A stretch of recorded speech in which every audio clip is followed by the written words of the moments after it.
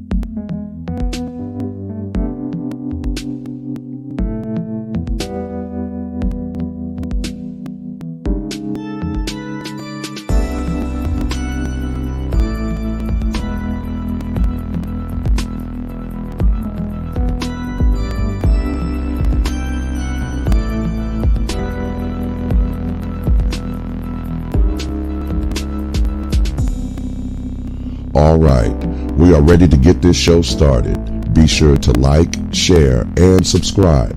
Tell a friend. There will always be a perspective or some advice that someone can benefit from and use. Now, here's your host of the show, Char Willett.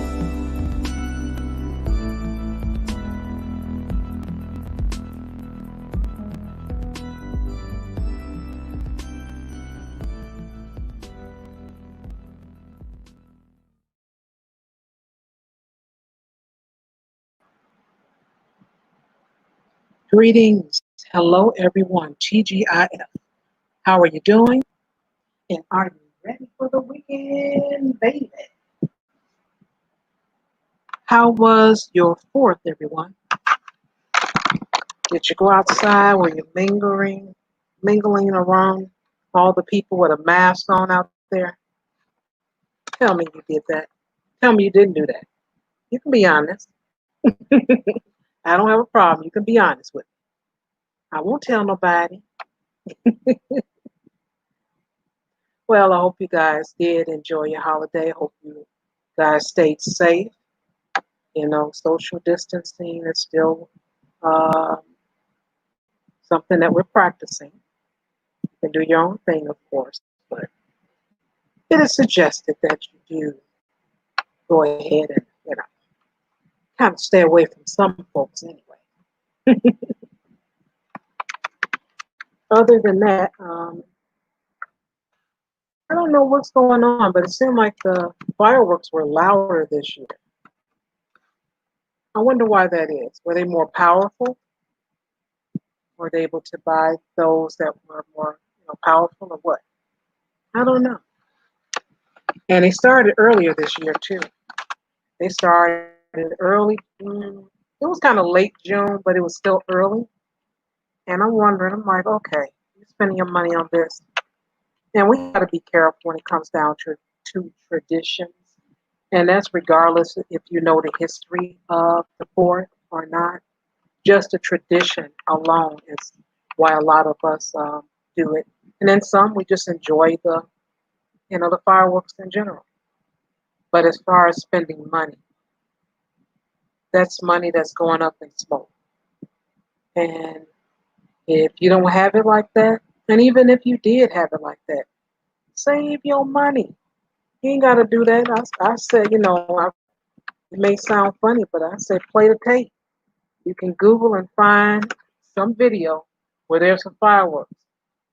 And a lot of you all have 100-inch screens and all that. Use those monitors that you have and play those fireworks on that. And there you go. So that's something, a little tip for you for next year. Also, let's see what's going on. I mentioned that a lot of companies are going bankrupt, and they kind of hush hush with it. But I say do keep your eye on it, because a lot of times you'll purchase something and you be stuck with it, and you cannot return it. You are stuck.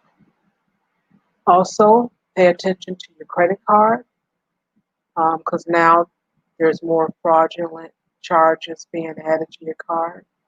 Folks doing all kind of stuff. Some out of desperation, some just because they want to. And that type of crime have never stopped. It's just getting worse and worse. So be mindful of that. As far as the housing crisis, um, I don't really have much information on that. Each state varies. Um, some of the courts are still closed, but I'm hearing a lot of ugly things.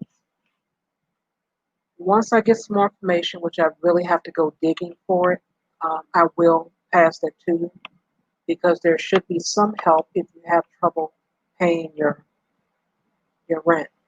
And as far as your mortgage, I already mentioned that as of July 1st, they cannot turn you down if you go, and that's if it's backed by the federal government, though. It has to be that type of loan, FHA. So if you do have that, you're able to go into the bank and ask for forbearance, and you get 6 months. And I think if I was a homeowner, and even if I had my mortgage, I think I would still put that in the back end, save that cash for a rainy day. And you know it's been raining lately,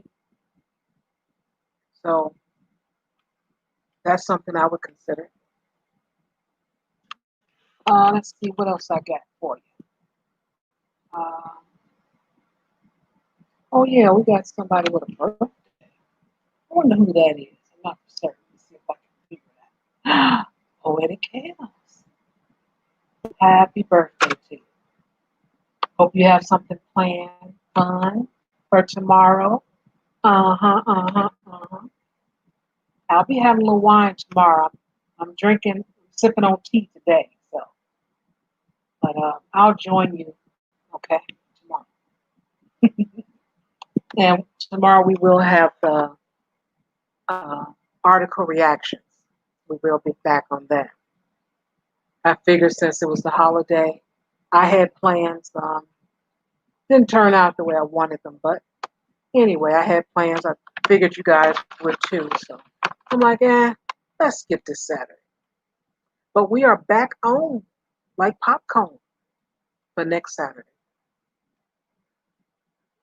Let's see. I think I had one other thing, and I didn't write it down. Yeah, well, what you gonna do? I'll bite me. Let's see. I had one more thing. I mentioned mortgage. Oh, your president, number 45. Yeah, the number's not looking too good for the man. But I think what he's going to do for this next stimulus package, and they are talking about it, um, he's going to do something. A lot of people are saying, well, Republicans anyway. Well, $600 a week was more when they were making when they were working. It's going to cause them not to return to work. And I'm like, are you kidding me? Who's going to say, okay, I tell you what, give me the $600 a week. I'll quit my job. Yeah. And when that runs out, I'll just go look for another job. In this economy where a lot of places are not opening up, they're cutting back. Okay. Yeah. I guess anything to say to for their argument, they will use it. And also, when you apply for unemployment, you have to certify. You cannot quit your job. Paperwork is done. When you quit your job, the paperwork goes in. Left company. I don't think that's the exact term, but if you leave your job, that information is out there. You cannot refuse work. That's another thing. So no one is quitting their job for some weeks of pay. That ain't happening. Well, I'm not going to say anybody because there could be someone. There are some people that's doing that, but the numbers are not large enough to uh, for people, for them not to give the $600. I'm glad they did. I'm happy for them. Good. What people can't get a little extra? You got a problem with that?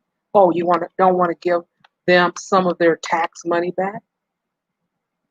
Oh, okay. That's how you're gonna do? All right. Yeah, right. Because that's what it is. This isn't no free money. This is tax money. So you want to be angry because they allocate some of the tax money back to the taxpayer. That sounds about right. And I am not surprised. Not at all. Oh well. Ugh. But like I said, your president, he's gonna do something for this next stimulus package. Um, I know he's just working his mouth right now, but his numbers are down, so he's gonna do something because he wants you to vote for him. So that's that. And without further ado, I think I see someone. Let me see who that person is. Let's welcome them. Let's welcome them, why don't we? Ladies and gentlemen, please welcome on stage. Classic Ruby, everyone. Classic Ruby. It's Classic Ruby in the house, y'all. What's up, everybody? Hey. I wish you can see me. You know what the funny thing is? Whenever I do these entrances or I say like weird stuff with a lot of enthusiasm, I make motions. Like I came in just now and I had my fingers in the air doing the peace sign, and then I started doing a little bit of voguing. Like y'all can't see me. Why am I moving? I don't know, but I do it. It's all part of the flavor of Classic Ruby, right? Classic Ruby is a hand talker, and she hand talks even though you can't see her. So, fun facts. Good deal. Yes. How's it going? And do you see a birthday person? You see them? Oh, what? Cows? I didn't know. I'm the worst with birthdays, though. I can barely keep track of like anyone's. But I didn't know. But I'm so happy. Happy birthday, cows! Yay! Aw, guys, my birthday's coming up soon too. Less than a month. I'm so excited. I'm not at all because right now, like this year, like I'm turning 36, right? So that's going to be the last year I can say I'm in my mid 30s, right? So I'm like, I've been able to push this thing, early 30s or early to mid 30s, right? At 35, you can push that. Once you hit 36, you can't say early to mid anymore. You're not no early to mid. You're on the late, mid to late side, right? So it's like, it's just reminding you guys, getting older. Yep, that fine line, it's gonna set in, girl. It's gonna set in. Stop moving your eyebrows ever, right? Like, it's like. Gotta love birthdays, right? As a woman, like, man, they get all distinguished. These fine lines give them character, and somehow another makes almost every man more attractive as he gets older. It's not what happens to women at all. Like, everything that makes us attractive goes away as we get older. It's like, really? Like, why can't you look at my face and go, oh, all that character and strength and all those wrinkles and fine lines and sagging, tush and whatever. Why can't you look at my body and see that and go, that is so fine, right? Like, then I could stop stressing about it. Like, who cares? That is too funny. Well, I must say the person that you with normally, they just encourage you to know that don't worry about it, darling. I love you just the way you are. You're beautiful. So that kind of helps a little bit, Yeah, just a but I little always bit. feel like that's a lie, especially when, like, you go look at, no, seriously, because like, okay, so with my husband, right, I go look at myself in the mirror, and then I know I look like a wreck. I can see it. I scare myself. That's how horrible I know I look right now. Like, God, am I dying? Right? Like, you look closer, you got the fever and whatever. Everything's horrible. And then he'll look at you and be like, you look so sexy, and like, you're so beautiful, and you're like, ew. If you look at me right now and see beautiful, sexy, whatever, like, are your eyes okay? Right? Like, I'm wondering, like, do you need to get your brain checked or something? Because I feel like you're being genuine, but I know that I don't look attractive right now. I have eyes, I can see, right? Like, so it's weird. Oh, don't be like that. I'm just saying, reality. Just yeah. I know you. I know. Listen, love and the rose-colored glasses. That's all I'm gonna say about that, right? Just like your mama. I mean, well, unless your Yeah, mama's wicked, but if you got like a mama who loved you and everything growing up, right? She's not gonna.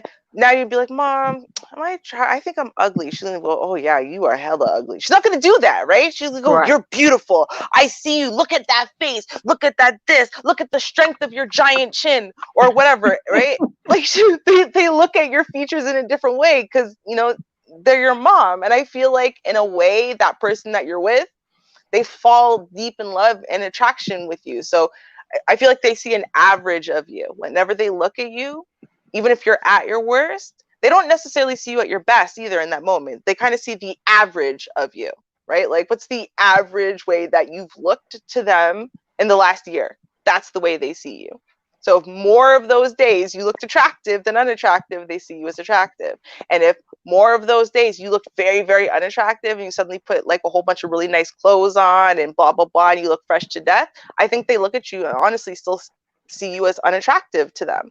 Because there's this average thing going on in their head. And that's why when, you see relationships go on like that, right? And like, women will be they'll get all dressed up fine. I'm going to, reheat my marriage. And he doesn't even notice her, even though she looks amazing. The whole rest of the world notices. He doesn't notice. I think it's because he sees, on an average, the last year, he hasn't been attracted to her. So he attracted to her now. Sorry. That's the way I see it. Yeah, right? Could be, could be. Mm-hmm. Well, today we're talking about money, money, money, money. Yeah. And I'm hoping we get some people to join in because I'm sure people have stories. I'm pretty sure about it. Oh, Let's yeah. just hope they do. Let's just hope they do. They do. Are you America plus money? Everyone's got a story or 10. Come on. That's right. So don't be shy, people. And let me go ahead and share the screen, play the video, and hopefully you guys can hear it. I'll be doing better with my audio next go round with my letters. But other than that, I just ask that you bear with me because the past is the past. I cannot improve it. It is what it is. Yep. All right.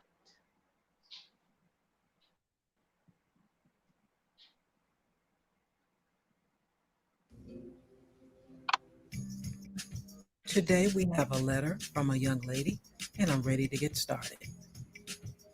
Dear Shar, I've loaned a friend of mine some money, and she hasn't paid me on the day I was to be repaid.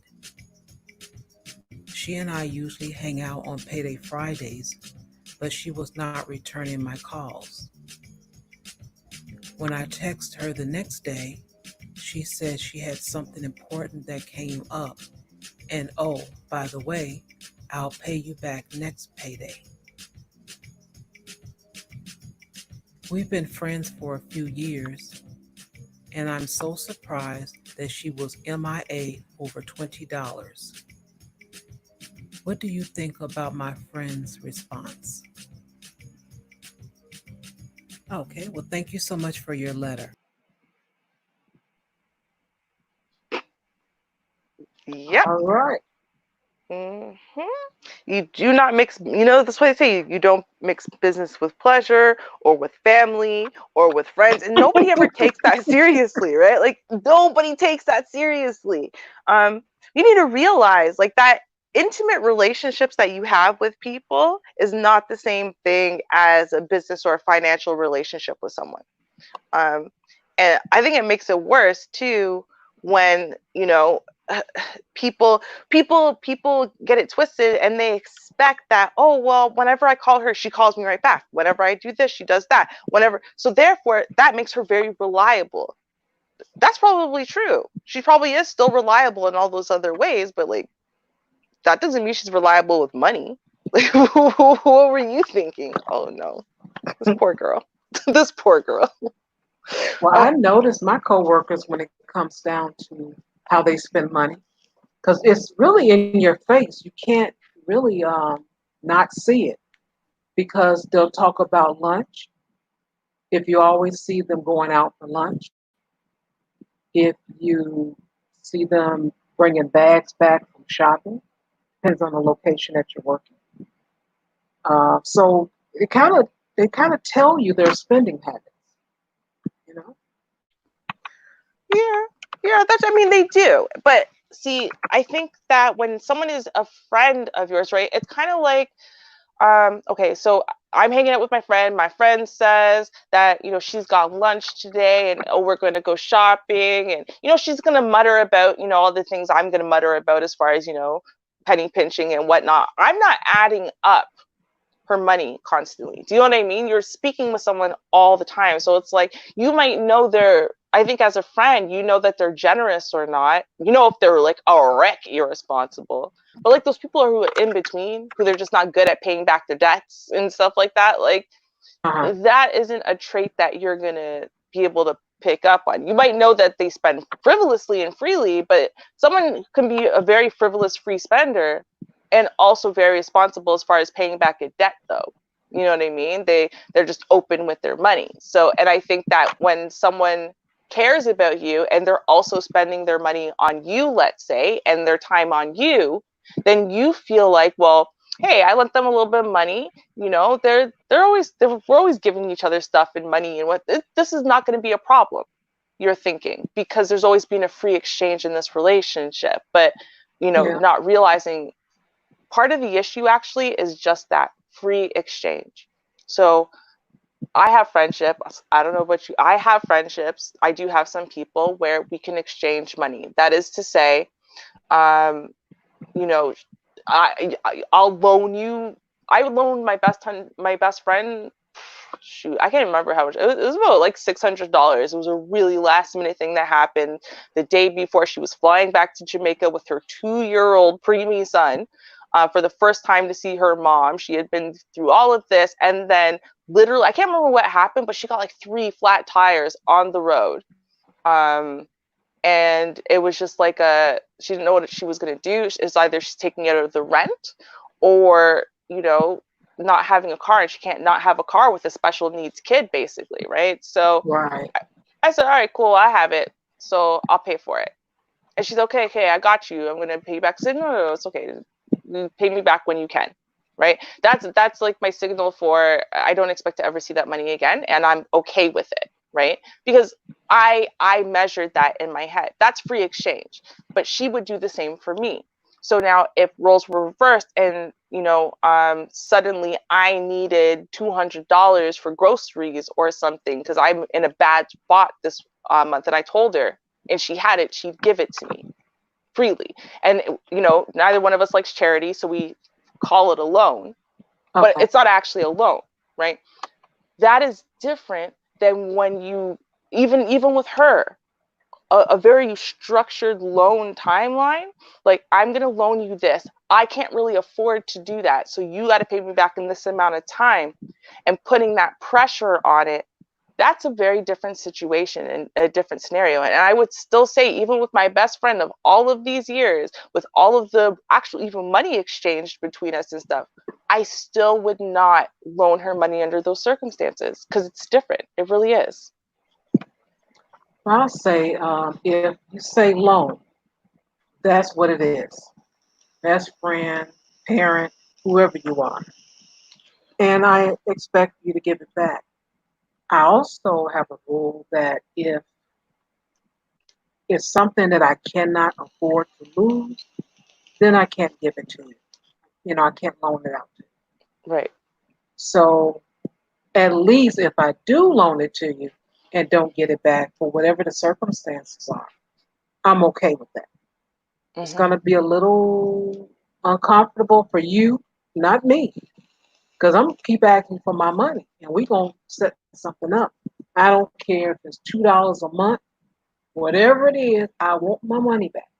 Right. You said you're going to pay me back, then you pay me back. But as far as hiding out, like this woman did on the letter, um, avoiding her and all that, then going to have the nerve to question her about, oh, it's just $20. I don't care if it's 20 cents.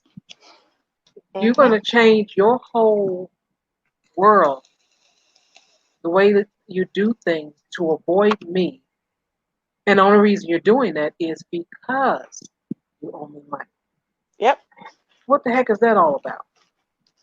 Makes perfect sense. Especially, and here's another thing that people need to recognize. If your friends, right? So you might have friends that maybe you came up with, y'all were at equal footing at one point, but then now at this point, you make a lot more than they do, right? The way that they see you is that you've got it and they don't.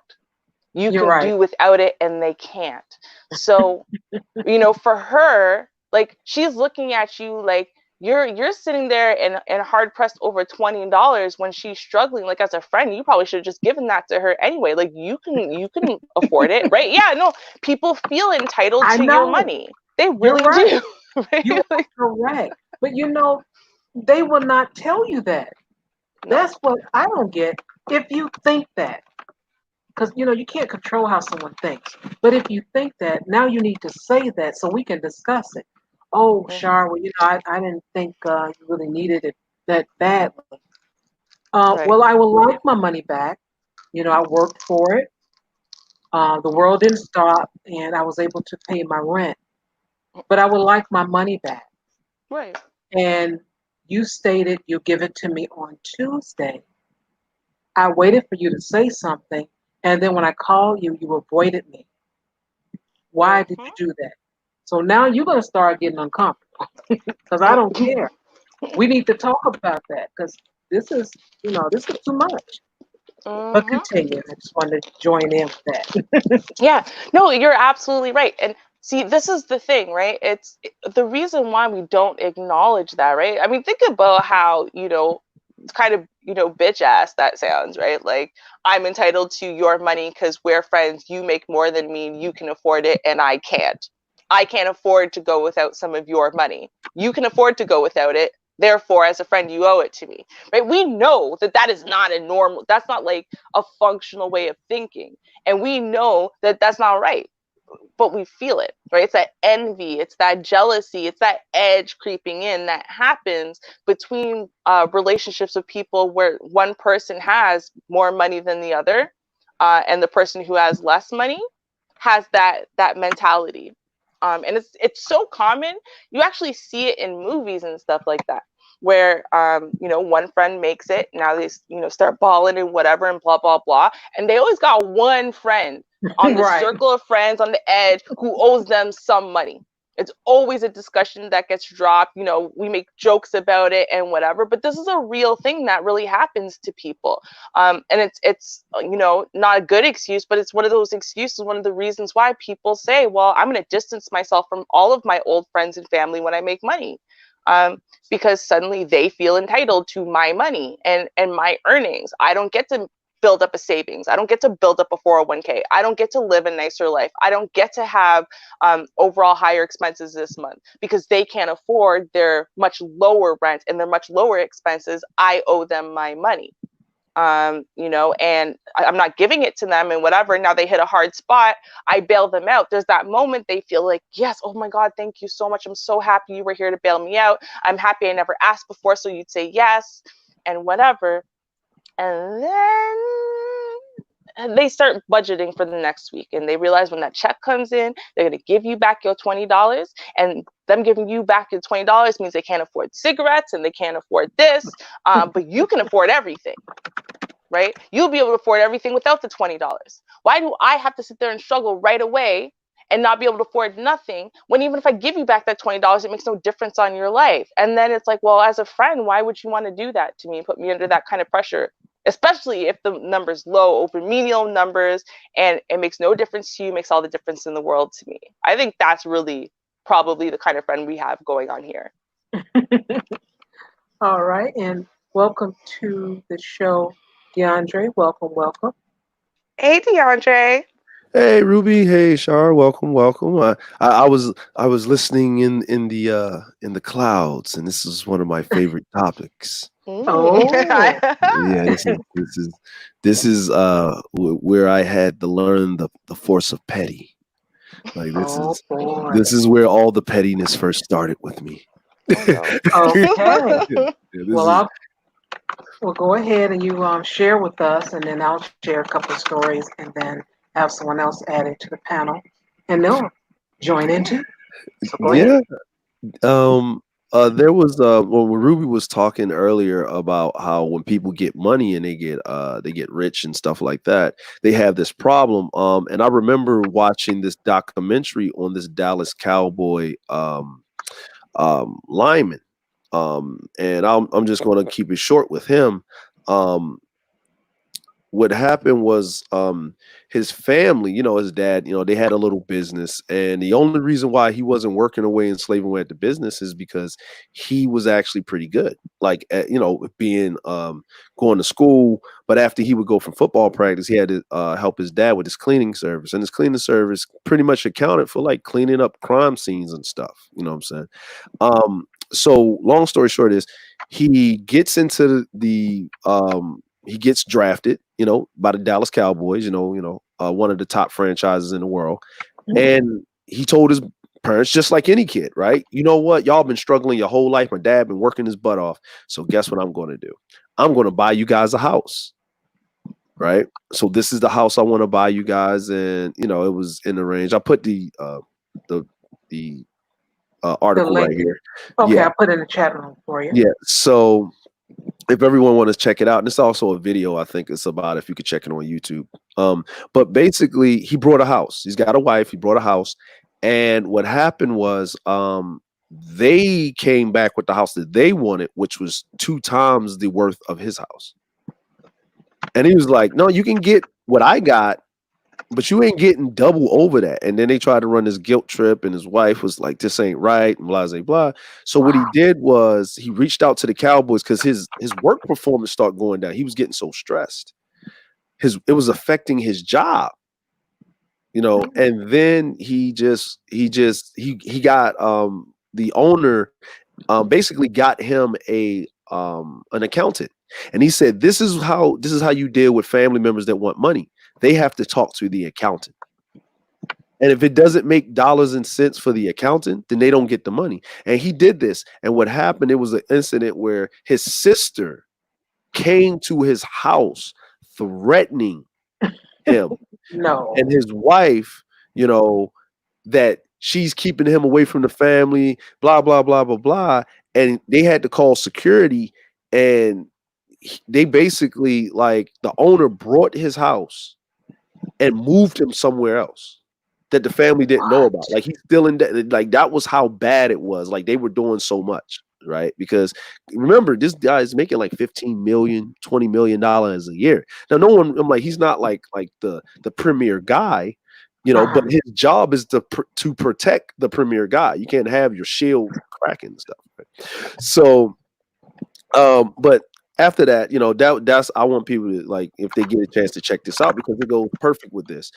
My issue with my family is that I would see what they would do. And my mom always taught me a lot of things. And she said, if anybody ever want to borrow money from you, you got to give them two choices.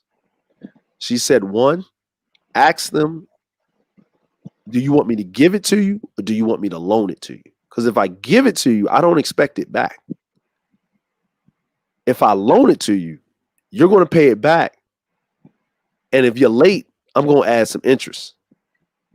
Okay. And it's tax deductible. Right? Because, you know, because I'm going to keep it PC, but it's tax deductible if you don't show up with my money. Okay. And I'm not going to chase you. I'm not going to run after you. And my mom also told me some things. She said, listen, if a person is in dire need, they will never ask you for the full amount of whatever they need. They will always ask you for the minimum amount that they need because they're just short. And then they don't even want to talk about it. You would have to ask them, man, what's going on with you? You having some issues, some stuff, man? I'm watching you, and you kind of, yeah, man, I'm going through a little financial strait. Well, what's your problem, right? You have to actually pull it out of them because they feel ashamed, even though you're their friend, to even go there. Right. And then if they say, well, what you need, man, I can help you out. Well, man, it's a little bit too far. I'm going to try. They will try to work out every other resource possible before they even attempt to ask you for it. And if they ask you for it, it'll be the bare minimum. And guess what? They'll come find you to give you your money, to the point where you feel bad, where you sometimes, if it's a low amount of money, man, it's something like anything under $100 or something in this day and age. Back in the day, it's like 50 or something. But if it was like $20 or something, right? If the person came and was like, "Hey man, where you at? Hey, here you go," and they'll do it in front of people. They'll pay you your money in front of people because they don't want to look like the person that didn't give you the money back. And they'll, "Hey man, I appreciate you," and you're like, "No, man, you good." "No, but you said pay you." No, you good, because it's just the gesture of me not coming to find you. Now, if it's anything over like $20 or $50, no, I'm gonna need all that. Yeah, you can thank me all you need, bro. I'm gonna need all that in my hand right now. Like, I'm gonna need all that. You know what I'm saying? Cool. I need them crisp too. Just like you got that money, it was crisp. I'm gonna need them bills crisp when you pay them back. I'm gonna need them. But when a person asks you for money straight out and they ask you for the full amount, you ain't getting that money back. You're gonna have an issue and you're gonna have a problem. 9 times out of 10, there's no definites, but that's just my 2 cents. But since I'm always up here, Poetic is here, and she could. I like to pass that off to her so she could say her sense. What? Poetic Cows is here. What? Well, I know that's who you think it is, but it isn't. Ha ha ha! This is Poetic Art. Oh, Poetic Art is here. Hey, you know what? I was just thinking about Poetic Art. I was wondering if he was ever going to come back. Hey, what's up? Yeah, how you doing? He's been busy. I actually thought of him myself today, and poof, here he is. Look at that. See, sometimes you summon things into existence. That's what it is. Sometimes, a lot of times, you know, we always conjuring up the right spirits and the right people come to fruition. So happy to be back, family. Hey. How are you? Man, I am exceptional. Oh, that is good. That is good. So what are we discussing today? What is the topic of choice? The topic is, and I'll tell you about the letter. I received a letter from a young lady that loaned some money to a coworker that was avoiding that person for $20. Ooh, So we're talking about just loaning money out. Sometimes you get it, sometimes you don't. How you feel about it, yada yada yada. So if yada you have yada a yada. story, you Actually, can share with us, I and I'll have share several mine. stories. I have several stories because I tend to air quotes loan out money. I'm not loaning it. I'm just giving it away. To a Oh, certain you are to a certain dollar figure. JustAskChar at gmail.com. to to a Cash App. to a Yes, let me look certain that up. I dollar don't get too figure. many of them. Whatever you got, I'll take it. Let's see, $2, $1, I'll take it. Oh, Let's see. it's on the way. Okay, thank you. It's on the way. Yes, because I had to before I loan anybody anything, especially if it's a man or somebody that's a friend, a homeboy, whatever. This is outside of family. The first thing I always say to them, bro, don't make me shoot you. Okay. And that sets the standard for the transaction because Mhm. I want to say that because I have love for the person. If I didn't, because I'm totally business, no nonsense. I like to joke and have fun, but when it comes to business, I got to treat it as such because uh ass, cash, or grass, I'm getting my money back. Okay. That's what I'm talking about. See, Ruby. I told you the pettiness. It's like it's contagious. Contagious. I mean, if you owe me I a hundred see it. dollars and if you can't give me my $100, I'm going to get the equivalency somewhere. You're going to end up having $100 worth of repairs. You're going to end up having $100 worth of something for me to get my satisfaction to feel like, okay, we're all square right now. I like your style. I like your style. Y'all are the three of you, man. The three of you. You know what? Let's be serious, Ruby. Right? Everybody seen Family Guy. Yes. Everybody seen that?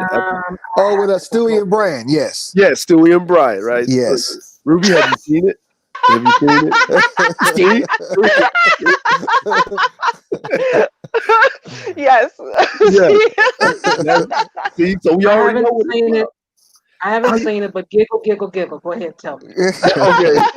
Okay, so all right, so the Family Guy, like so Stewie's the little baby, right? The baby can talk, the baby's very good. Like he's got like a big vocabulary. Like, Okay, I'm familiar albeit with that one. yeah, Okay. albeit, right? And Brian is the dog, and the dog has a great vocabulary. They have this weird dynamic. So Stewie loaned Brian some money, the dog. Now the dog can talk, right? So the dog realized he owed Stewie some money. So Stewie was like, "Hey man, what's going on? You have my money, man?" And he was like, no, I'll get it to you this afternoon." So he left, he came back, and he said, "So where's my money, man?" And he was like, "Man, I told you I'll get it." "Okay, no problem." And then he like hits him in the knee with a bat.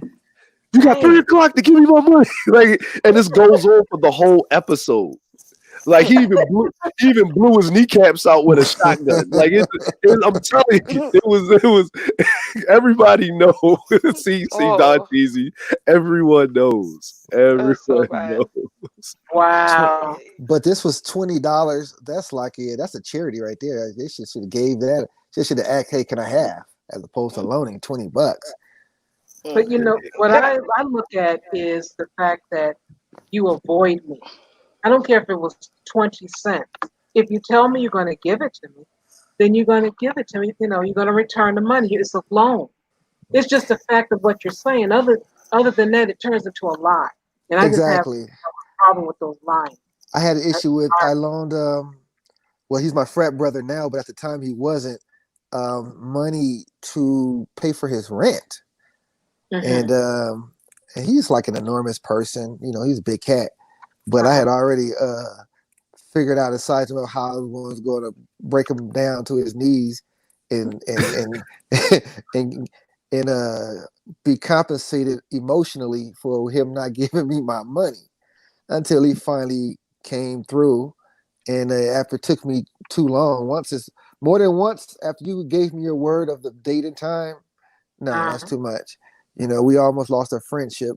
and lo and behold, he's not my frat brother. He didn't crossed over. So, and I'm glad I got to deal with that anymore.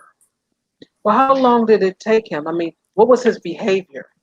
His behavior was like, he was still trying to be cool and explain himself, but to the point where he was passive and dismissive, because he's like, he didn't really say this, but his demeanor kind of like, oh, you got it, which I do have it. And I wasn't hurting for it, but, your word is bond. You told me that. Saying, you would have been better off saying, I don't know, and I'll be able to give it back to you, as opposed to, because I'm the type of friend, I'm Johnny on the spot. If you need something, okay, I'll bring a cashier's check for you, boom, I got you. And there's no harm, no foul. Just give me the same type of expedience back when it's time to render unto Caesar. When it's time to pay, you got to pay. Yeah. You know what? And I mean, I brought up that exact point earlier about the fact that ultimately, when you have that discrepancy where one person really has it and one person really doesn't, and they look at the fact that paying you back puts them in just as bad of a spot as they were before you lent them money, but right now they're barely breaking even. Whereas they look at you and you ain't hurting for that money. So it's like, okay, so I should go back to being, broken, and now I got to go find someone else to borrow that money from to put me back at barely breaking even. But you've got it though, right? Yeah. And so, and now, and again, I'm not saying that to justify them. I'm just saying that's where I think that rationale comes That's a from. hairspace. Of course, I can Right? understand the rationality, but I And don't so agree with people, it. well, no, I'm not, and obviously, most people wouldn't, right? And part of the issue is, going back to the, well, why are they hiding? Well, part of it is, obviously a shame, right? I do feel bad for breaking my word, but I'm not in, at the moment when people, and here's the thing, when people ask for loans and they're desperate, and so it doesn't matter what the term is that they agreed to, right? They'll agree to any term, right, to get the money that they need for right now, right? Absolutely. Right. So they deal with the problem right now. Now they go and they look at the situation after the fact. And that's the point where they realize, I can't pay you back. Like, not like that, not right now, unless something changes, right? Someone magically bumps up my money, someone magically takes away these expenses, someone magically changes something for me. I do not have the consummate power to pay you back in the time frame we agreed to, right? And that's where now what they do is they ride out the term. So let's say you said 2 weeks, so next payday or whatever. All right, they stay cool, ride out that term, whatever, and then they know you're looking for them on what come payday. But they also know they can't afford to pay you, and they know that there's no rational justification, right? Because they agreed to pay you. They didn't agree to pay you based on the premise that if they could afford it, No. right? No one made that stipulation, and that's where the justification starts coming in about, well, he could afford it anyway, and blah blah blah blah blah. Honestly, even if you couldn't afford it, they'd be doing the same thing, right? Because what it comes down to is they can't afford to pay you back. This is where you put a little bit of responsibility or accountability on the lender, right? Banks know that the responsibility is on them. You're stupid if you lend $30,000 to an unemployed person who has a history of never paying people back because he never has the ability to do so, right? So it's kind of, you're in the same position, I think, as a lender. If you're going to lend money to a friend, right, you better be damn sure, based on your own personal analysis of their money, of their life, of what you know about them and whatever, that they can afford to pay you back. Not just because they said that they can, but that they actually can. And see, sometimes we don't use our own common sense when making those judgments. Oh, they'll make a way. Oh, they'll figure it out. Well, if it was me, I would figure it out and make a way. So obviously they can too. That's not necessarily true. So based on what you know and what you assess, you can't say, well, if I was in their shoes, I would do it. So, right, you got to, analyze that person. What do you know of that person? Does that person actually have money to pay you back?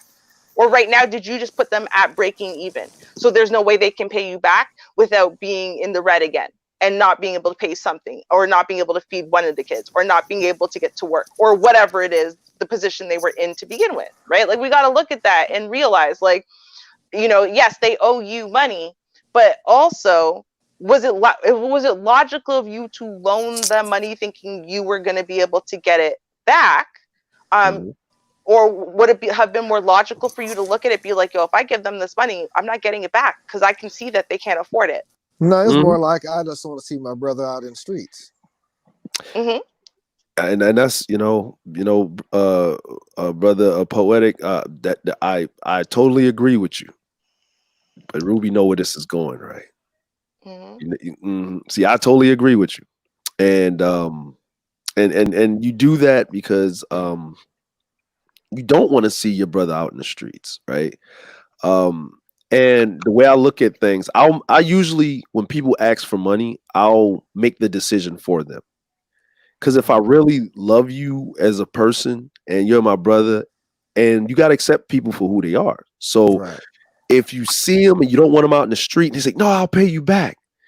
And you look at them, you look and you see that look in their eyes, right? That's that, like Ruby was saying, that desperation, right? They ain't got a job. I'm like, dude, like I see you out here. You're out here partying with me, right? You're trying to keep up with me. You spent $20 on 2 women yesterday. You could have put that to the rent. Like you pay your rent first. Your lights can be off. Your gas can be off, but you got at least the first thing you pay is your The rent. shelter, yeah. Yeah, the shelter, right? The shelter. So I get that. So what I usually do is I usually give them an option, because if I know that you can't pay it, like, you know what I mean? Because there's no unsensitive circumstances like, oh man, I had to give my mom some money, or I had to help this person, and then I'm without, or you lost your job just recently and things just happen, right? I'll work something and say, you know what? I always go to that thing that my mom always put in my head. If a man don't work, he don't eat. Right. So I'm not going to give you this money. You're going to work for this money. So what I'm going to do is, all right, man. Let me see what I can do. You know what, folk? I got a homeboy over here, and I'm gonna help him out doing some stuff. And after we do that, he going, you know what I'm saying? I give you the bread. Then if they don't, oh man, what happened was I pulled my back muscle, and then my third vertebrae just sprained. And when they start doing that dance a little bit, then that means they don't even want to work for it. So now you have to make another decision in your head. Okay, you're saying loan because giving you is charity, and you still got your pride, right? And so I'm gonna do it for you. And if I really care for you, and I don't want me to have to put my hands on you later to get my money, then what I'm going to do is I'm just going to give it to you. Right. And I'm going to tell you, nah, bro, here you go. And he's like, what? Here you go. Here you are. No, I'm gonna don't worry about it. If you do, you do. If you don't, you don't. It's all good. I made peace with that.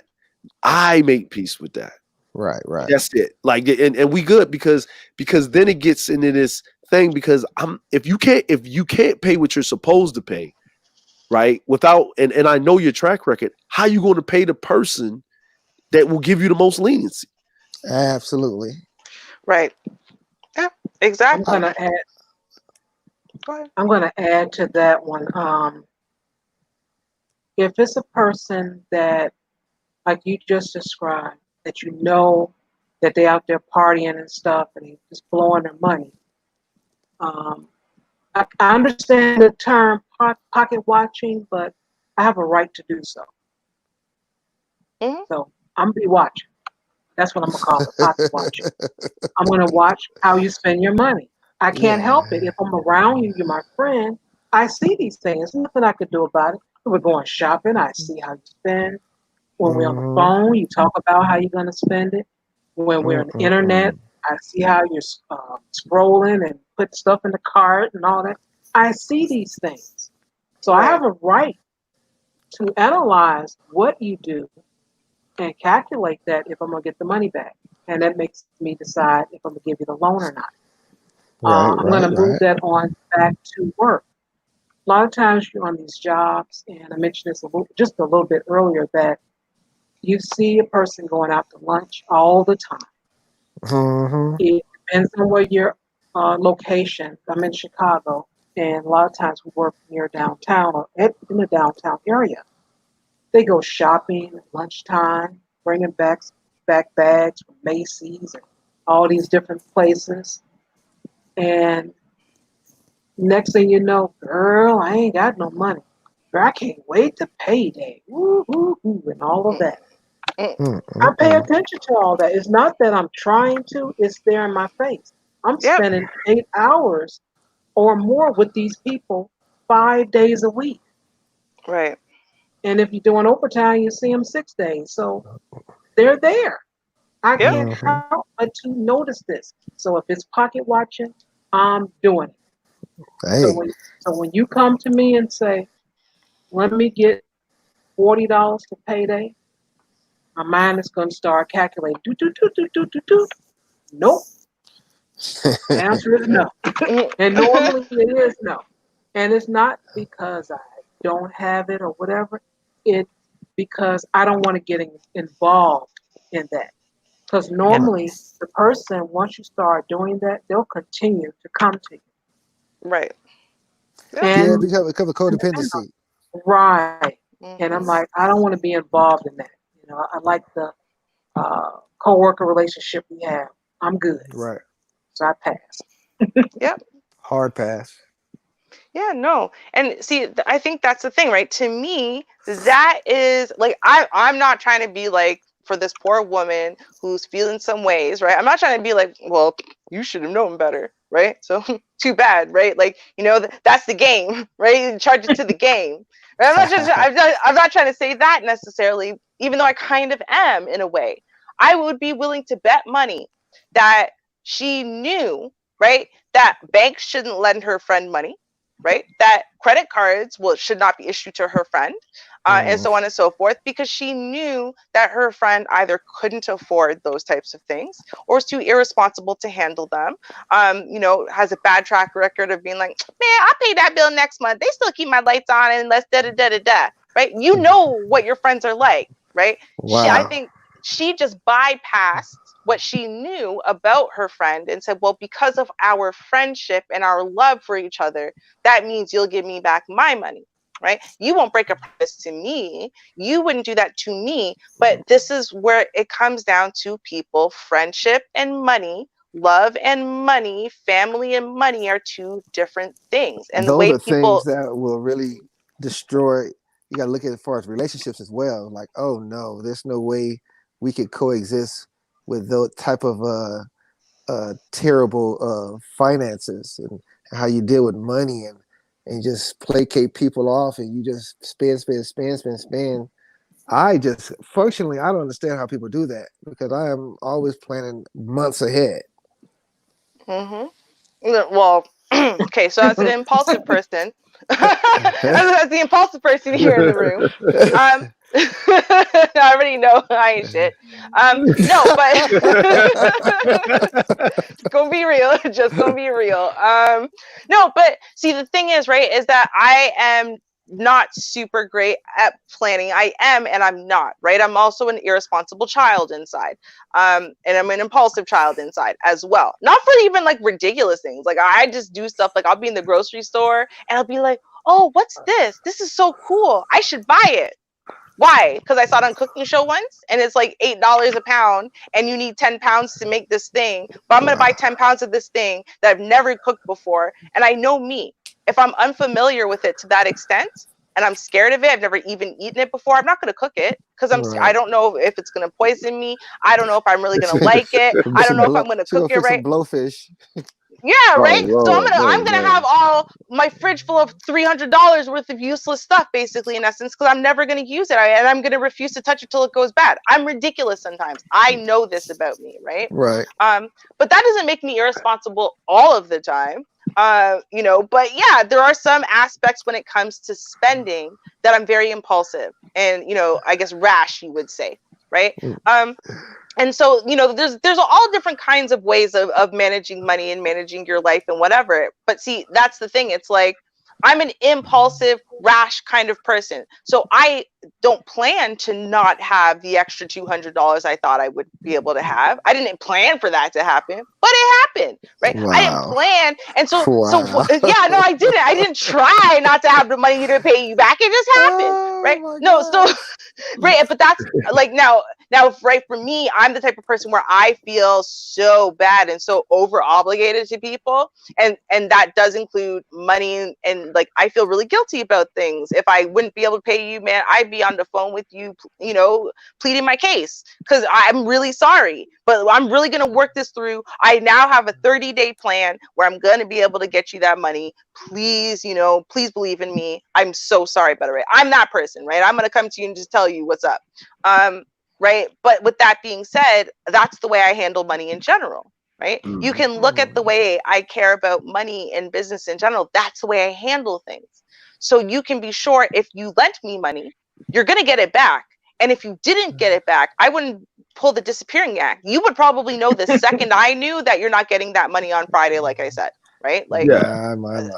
I'm like, yeah, that, it happens though, right? Shit happens sometimes. Even if, and I'll tell you if it's my fault too. I won't even lie. Like I'll tell you exactly what stupid thing I did to make sure I couldn't pay you and let you know it's my fault. But here's the thing, right? Now we have to recognize, like I said, there's other kinds of people in life, and we think, well, it's about love. It's not about love. I can love you to death and still not pay you money if I don't pay people back their money, right? It's the way I handle money. It's almost like addiction. Someone could love you to death, but doesn't mean that they're not going to continue doing crystal meth or whatever they're on, right? Like it's two separate parts of their brain, right? Money and love, and we need to stop putting those two things together because they don't go together. Oh, not at all. They go together like the East and the West.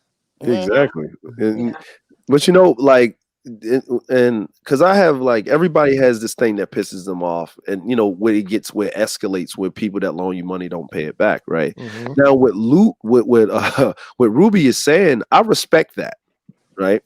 If you say that you owe me money and the day is coming and you come to me first prior to and say, look, man, I, like Ruby said, like, even if you don't even get into a definite explanation of the dumb stuff you did, because maybe if you did tell me the dumb stuff you did, I would just say, all right, cool. Well, let me no, don't tell me what you did, because if you know it's stupid, it might piss me off, right? If you're not going to be able to pay me at the time, cool. When can you do it? Well, I just need a deferment for a couple of days or something like that, or a week or two or whatever. No problem. But then I'm gonna tell you, that's your last time. Right? That's it. I'm gonna just let you know. You got a reprieve, you got to stay from execution. That doesn't bother me, right? I can deal with that. And we'll handle that later, right? Long as I ain't got to come find you. The next up on the list is the person that hides, right? Ooh, I don't right? like that. That one, but that's not the one that pisses me off. The one that pisses me off is the one that's out there when they come up that owe you the money, spending and splurging. In your face. Let me get a round of drinks. Hey, bro, you want something to drink? No, I want my money. Where my money? Are you still worried about that? Oh, I guess you gotta lose your teeth then.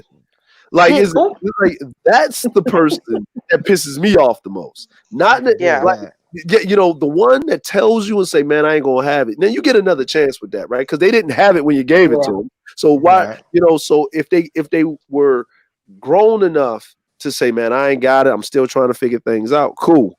The person that hides from you is the shame, because they know that they owe you the money and they too scared, but you know what I'm saying? That's what it is. But the person that just walk around like nothing happened, and the reason why I can talk about that is that happened to me with my family member, right? You know what I'm saying? And this is where the brick comes into play, because it doesn't matter how big you are, bricks are the equalizer. Bricks are equalizers. And I loaned him some money, and I said, look, man, like, and this is when we stayed at my grandmother's house. I say, look, man, I ain't got it like that, and your parents work. So we was going to the store, and he was like, hey, let me hold $5. Now, my mom gave my grandmother my money, and I would only take like $1 or something. They coming out with tasty cakes, and when Mystics was in a bottle, like the small bottle, the clear bottle had one flavor, right? You know what I'm saying? And Snapples and stuff. Like, this was like, these were dollar drinks. It's back in the 80s. You don't buy a dollar drink, you balling. Like, that's like, at the corner store. So he's like, hey, let me get, because he done spent all his money. So I was like, hey, here you go. He said, well, let me borrow $5. I was like, $5? $5? What? Are you crazy? Mhm. $5? Half a pound of cheese, bologna, a loaf of bread, and a 3-liter Coke and a ginger ale. $5? I told him that. Like, that's how much $5 will get you, and 100 peanut chews and some Mhm. change. What you talking Right. about? I'm looking at him. $5? You crazy? And he's like, no, man, let me get $5. I said, okay. I loaned him. I said, Grandma, I said, I told him, I said, hey, he wants to, borrow the $5. Can you give it to him? She said, you show, baby. Now, see, that's when I should have known, right? Mhm. See, that's what I should Mhm. have known. When my grandmother said, are you show, baby, right? See, I wasn't computing this at a young age, right? I said, no. Mm. She said, are you positive? Oh, what? Right? I said, no, grandma, give it to him. We're family. Like, okay, right? She give him the $5. So I'm thinking, okay, he's got this $5. It's gonna last him about until he gets his allowance on Friday. Then Monday I should have my money, right? Right. Wrong. He goes right out the door and comes back with a whole sub, like a whole cheesesteak. You know what I mean? With all the toppings. I was like, all right, I gave him $5. He can do what he want, right? No, Mhm. once you give it, you can't, whatever. He gets his whole allowance, Ruby. Guess what happens? Guess what happens, everybody? Nothing. Nothing. He act like I don't even exist. He got another sub. He got another Mhm. sub. He doing it. He splurging. Right. So I'm mad. I'm sitting there mad because I can't go to the store because I done loaned Right. him $5. So Right. while all they going to the store, I'm sitting in the house. It's hot. It's summertime. We just got the fan in the window, just blowing. It's not even oscillating. It's just blowing. It's the box fan. I'm mad. Right. I can't Oh, even not cool the it box down. fan. The box fan in the window, just sitting Mhm. there. I'm mad. I'm watching the Smurfs. They're gray because it's only a black and white TV. And I was just sitting here and I'm angry. I'm very angry. And then my grandmother said, "What's wrong, baby?" And I said, "He owed me money." She said, "Well, ain't nobody gonna get it back for you but you." So I Mhm. go outside and I say, "Hey man, you gonna give me my money?" "Oh man, we family. Oh man, you gotta." I said, "No, no, no, no. You said you was gonna pay me back. I ain't paying you back nothing." Ooh. I looked at my grandmother. She was in the window. My grandmother was in the window. And when she pull them blinds, that means she ain't see what's about to happen. So I picked up said brick and I cracked him over the head and ran his pockets. And I Mhm. took my $5 plus the extra 5 for interest. He said brick. Said brick. Yeah. And that's where the petty started. I wouldn't call that petty per se. You just Right. conducting business. At least he kept his Right. life. Yeah. Right. Yeah.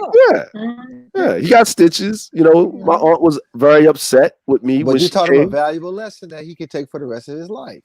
Yeah, he ain't borrowing no money from me no more. He still remember Oh that no. brick. Yeah, he 50 years old and he tell everybody, don't borrow no money from DeAndre. He'll crack you with a brick. You better pay him. You better pay him. He'll find a brick from somewhere. He said a brick. Yeah, he's brick master. Laying bricks. Love that story. I had a situation once. I loaned a guy was dating some money, and Woo! oh yeah, juicy, ain't it? Oh, oh, Love it already. And so homosexual. Homosexual. I hung around long enough to get. I got a couple of payments, and then I broke up with them, and I let him know that even though I broke up with him, I still expect my money. Mhm. Hope we don't have any problems, and I Mm-mm-mm. see you in a couple of weeks on payday. So we met up at our usual spot, payday, and wasn't no heat. Couldn't find him nowhere. Mm-mm-mm. Did not show up. Mm. Called Sucker. him, nothing. Okay, no problem. So I don't recall if I end up calling him that night or he called me. But he came out about and he went on and said that he was at the meeting spot. I said, okay, well, I was there and I didn't see you, so how were you there? And he Right. said he was there. And, I didn't argue in my 20s. It's like I don't argue now. I said, oh, okay. All right then. All right. So what we gonna do? And it wasn't clear, except for it was clear on my end that he just didn't want to pay. I said, okay. So I end up going to the county building and made my complaint. I sued him. Ooh. And I didn't expect for them to garnish his wages, which was even better because I didn't have to worry about seeing him. So they end up garnishing his wages. I got interest. I got my Mhm. court costs back and a little extra. I'm trying to think what was the extra about.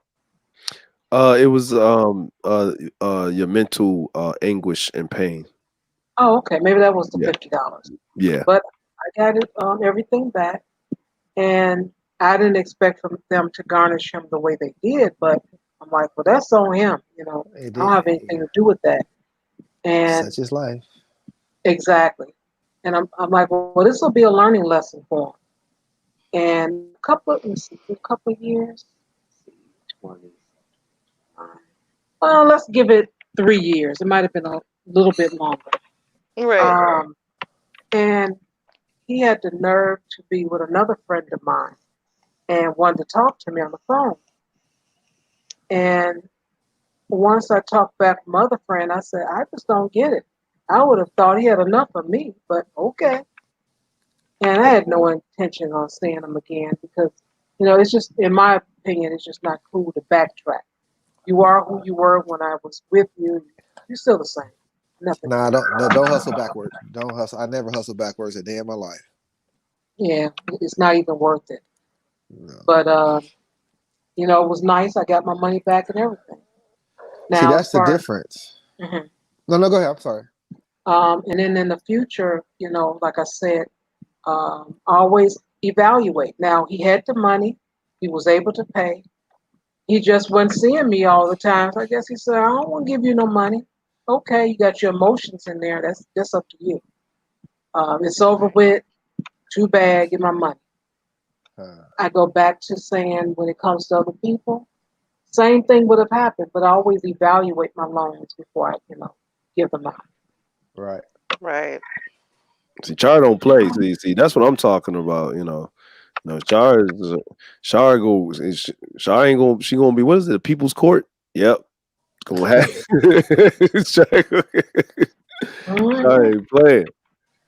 Yeah, I loan you something and you run on hard times. That's fine. Whatever your payment is, $2 a month for the next 10 years, if that's what it's gonna take. Okay, Wow, you just loan give me my somebody money back. you was in a Yeah. relationship some money. Yeah. See, Char is patient petty. See, I'm immediate petty. Patient petty. She You patient gotta petty. put that on a t-shirt. I'm patient petty. Patient petty. I'm sorry. I'm immediate petty. We got bricks for that. Give me this brick I need microwave gratification. right now. This is that JG Wentworth. I want it now. Right. But Oh, hey, but that actually works. That's when you're an adult, and especially it gets worse when you start getting into business, right? With people, especially in the entertainment industry, and I'm pretty sure the brother Poetic Art knows this, right? You actually, man, I got you. And can you get me right now, man? Look, I can't look bad in the VIP because I ain't got my quarter of the VIP table money. well, you should have called in sick tonight. Mhm. It's like, man, it's people. What I think it is I was just me. I'm very a little giving with my money. Like when I mean giving, I mean like like Ruby said, you have impulse spending and stuff like that. Like something that I like, I'll spend on it, right? Something that I need, oh man, I have research for days. I'll be on YouTube looking at 30,000 reviews, and I'll be penny pinching and stuff, and looking and oh, this knockoff does the same thing and it's high quality. Let me get that, But Yeah. it's when it comes to other people's money, You know, because if you think about it, right, like in the business that I am, like doing promotion and stuff like that, people are loaning you money. It's an investment. Like people don't understand a loan is an investment. And I think that if you're going to loan someone money, you need to tax some interest on it. Right. Ain't nobody credit score that listen, there are billionaires that go to the bank and they don't get a 0% interest rate. Mm-hmm. Yeah, all right. Even I've seen rich people loan each other hundreds of thousands of dollars a month. I'm talking about house money, like instant cash, right? Or Right. $20,000 or $30,000, and they'll say, "All right, well, I'll give you this money as an investment, but I'm gonna need some profit off of that. So yeah, you loan this. I'm loaning you 30,000, but I'm gonna need 40,000 back." Or some equity in the business. Yeah, I'm okay. I'm part owner in the business, and once you pay this back, and once I reach this point of the business, then you can buy me out. Like you're Right. literally buying the person out. So, you know, and I've seen this happen with friends and associates and stuff like that in business. So if you're going to loan someone money, the loan means this is a business transaction. Because just like Shar did, if it was a gift, she wouldn't be able to get it back. Right. Mm-hmm. She wouldn't have been able to give it back. Like if a person proves that you gave that in his gifts, she wouldn't have been able. She would have been wasting her time. She's just been paying court costs for no reason. But since it was proven that it was a loan, they go straight to his paycheck. So Yeah, I had him to write it down that That's he borrowed the money. yeah, gangster. That's some gangster stuff, Shaw. You are from Chi-Town. hey, Shaw don't play about that paperwork. Shaw don't play about that paperwork. Man. Wow. Yeah, yeah. Just laying in bed one day and take him to court the next. Oh my gosh. I told Shaw Hey, when it's over, it's over. Hey. Shaw should have been an inquisitor and a loan shark. Man. And a loan shark. That's why if I loaning somebody some money, like I say, I'm gonna get it back now. You talking about, oh, I can't pay it back, you know, depending on the phenotype, we have to come up with other arrangements. Cause I'm like, somebody got to do it. I'm like, but look, I loaned some money to a female acquaintance when I was in the military, right? And she was going through a little rough stretch or whatever. And she asked me for not a substantial amount of money, but it was a little something, right?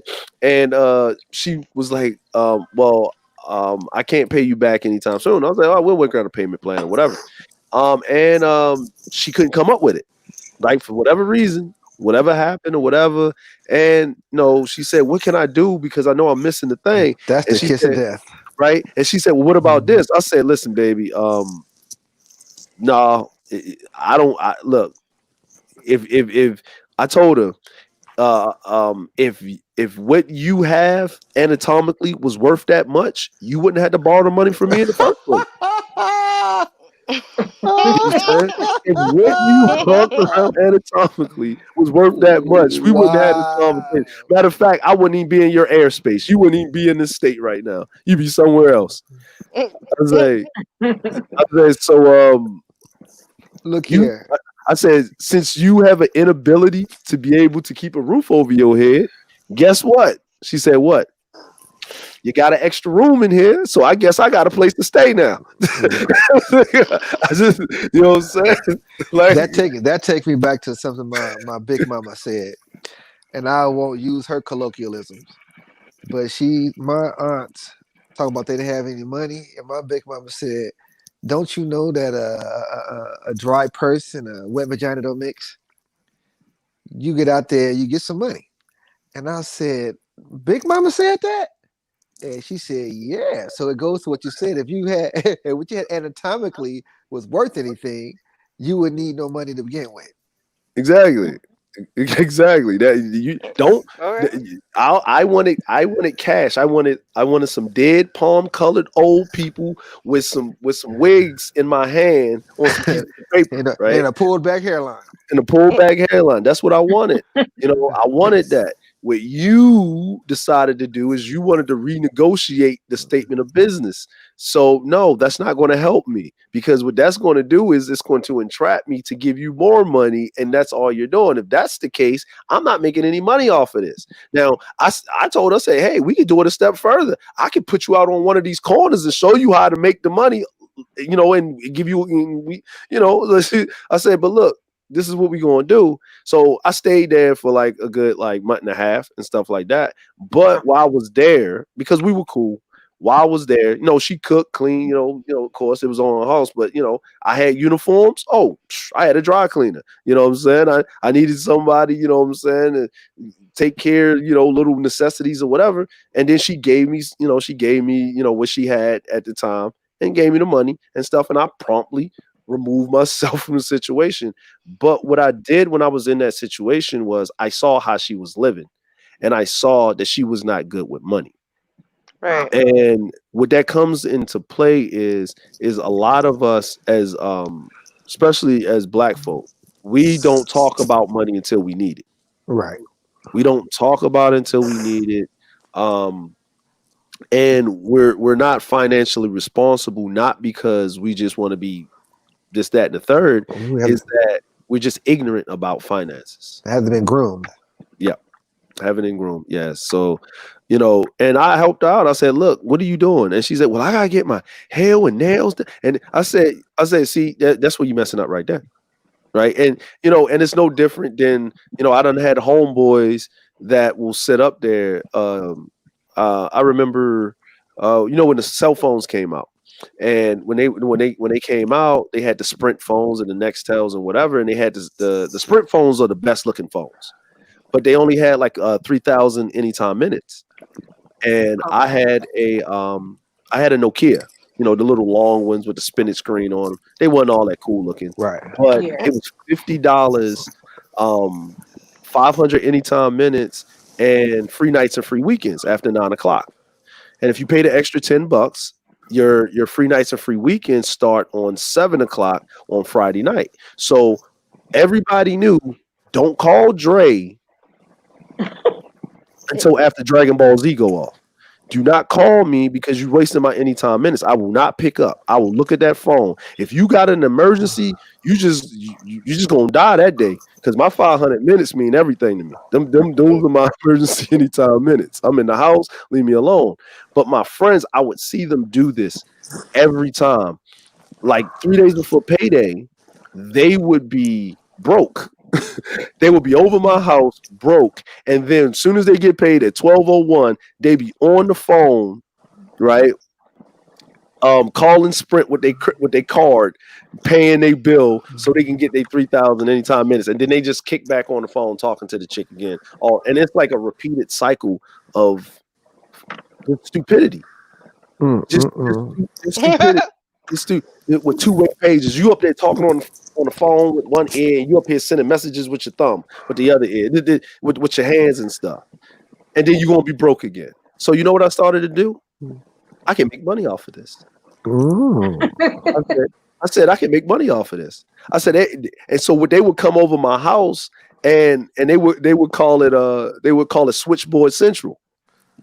Right? They would come over the house. I would charge them $5.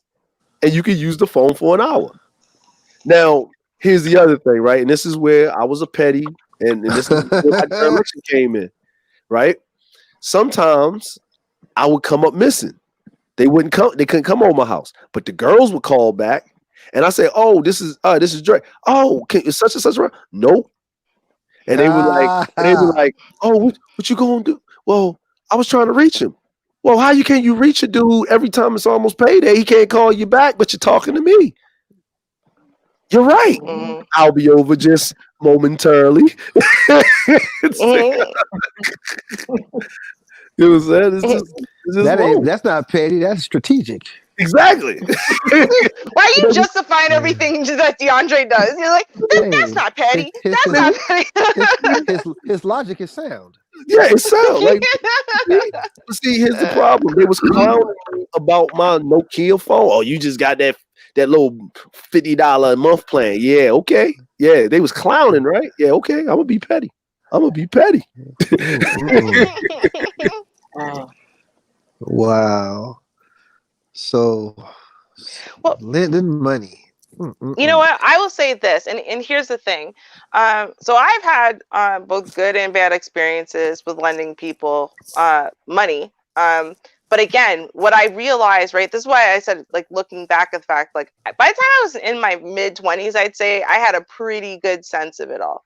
And so, like, there are people who are out there and still owe me money, a lot of money. Like, if I were really to put it together, like, god damn, that's like, so I feel like if I added it up, I'm gonna be like a down payment on a small house. But the problem is, right, is that, and this is where I say people need to take the onus, as well as the lender, right? Because, like, that whole saying is never a borrower nor a lender be, right? Because it's going to ruin friendships and so on and so forth. But, like, unless you are sitting there and analyzing the people in front of you, and really making that choice, and you can really do without the money. And so, honestly, it's just a point of principle to you whether or not they pay you back.